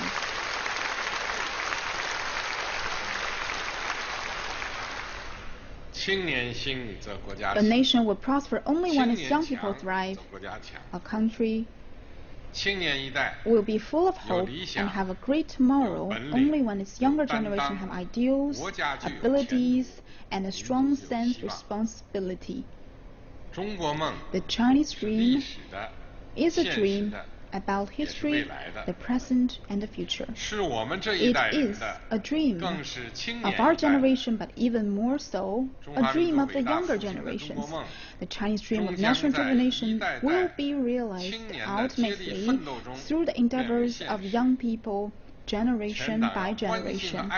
All of us in the party should care about the young people and set stage for them to excel. To all our young people, you should have firm ideals and convictions, aim high, and have your feet firmly on the ground. You should ride the waves of your day, and in the course of realizing the Chinese dream, fulfill your youthful dreams, and write a vivid chapter in your tireless endeavor to serve the interests of the people.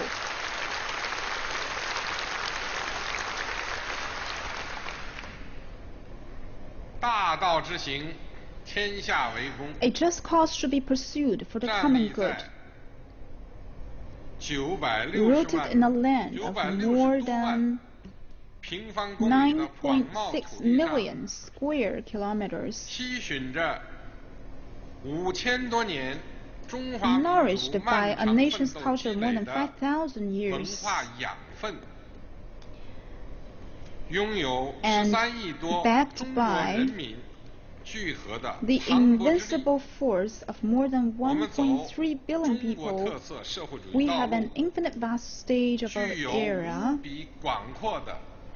a historical heritage of unmatched depths, and an incomparable resolve that enable us to forge ahead on the road of socialism, the Chinese characteristic.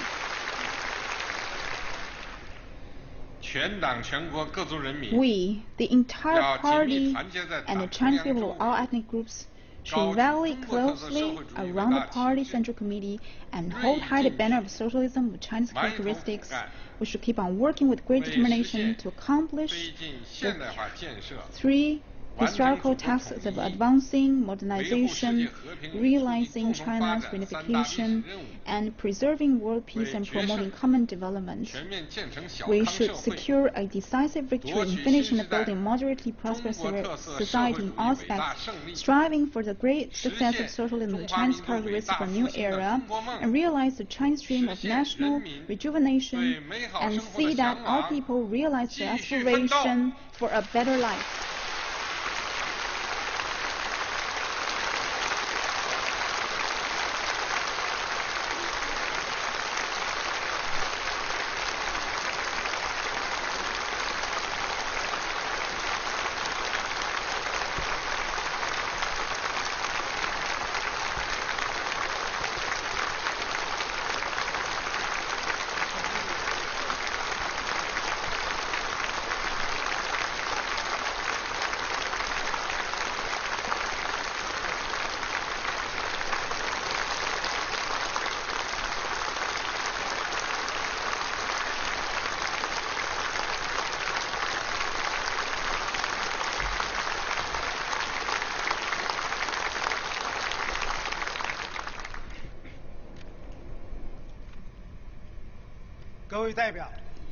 Delegates, just now we heard the report of General Secretary Xi Jinping on the work of the 18th Congress. Please deliberate the report. Now the meeting ends.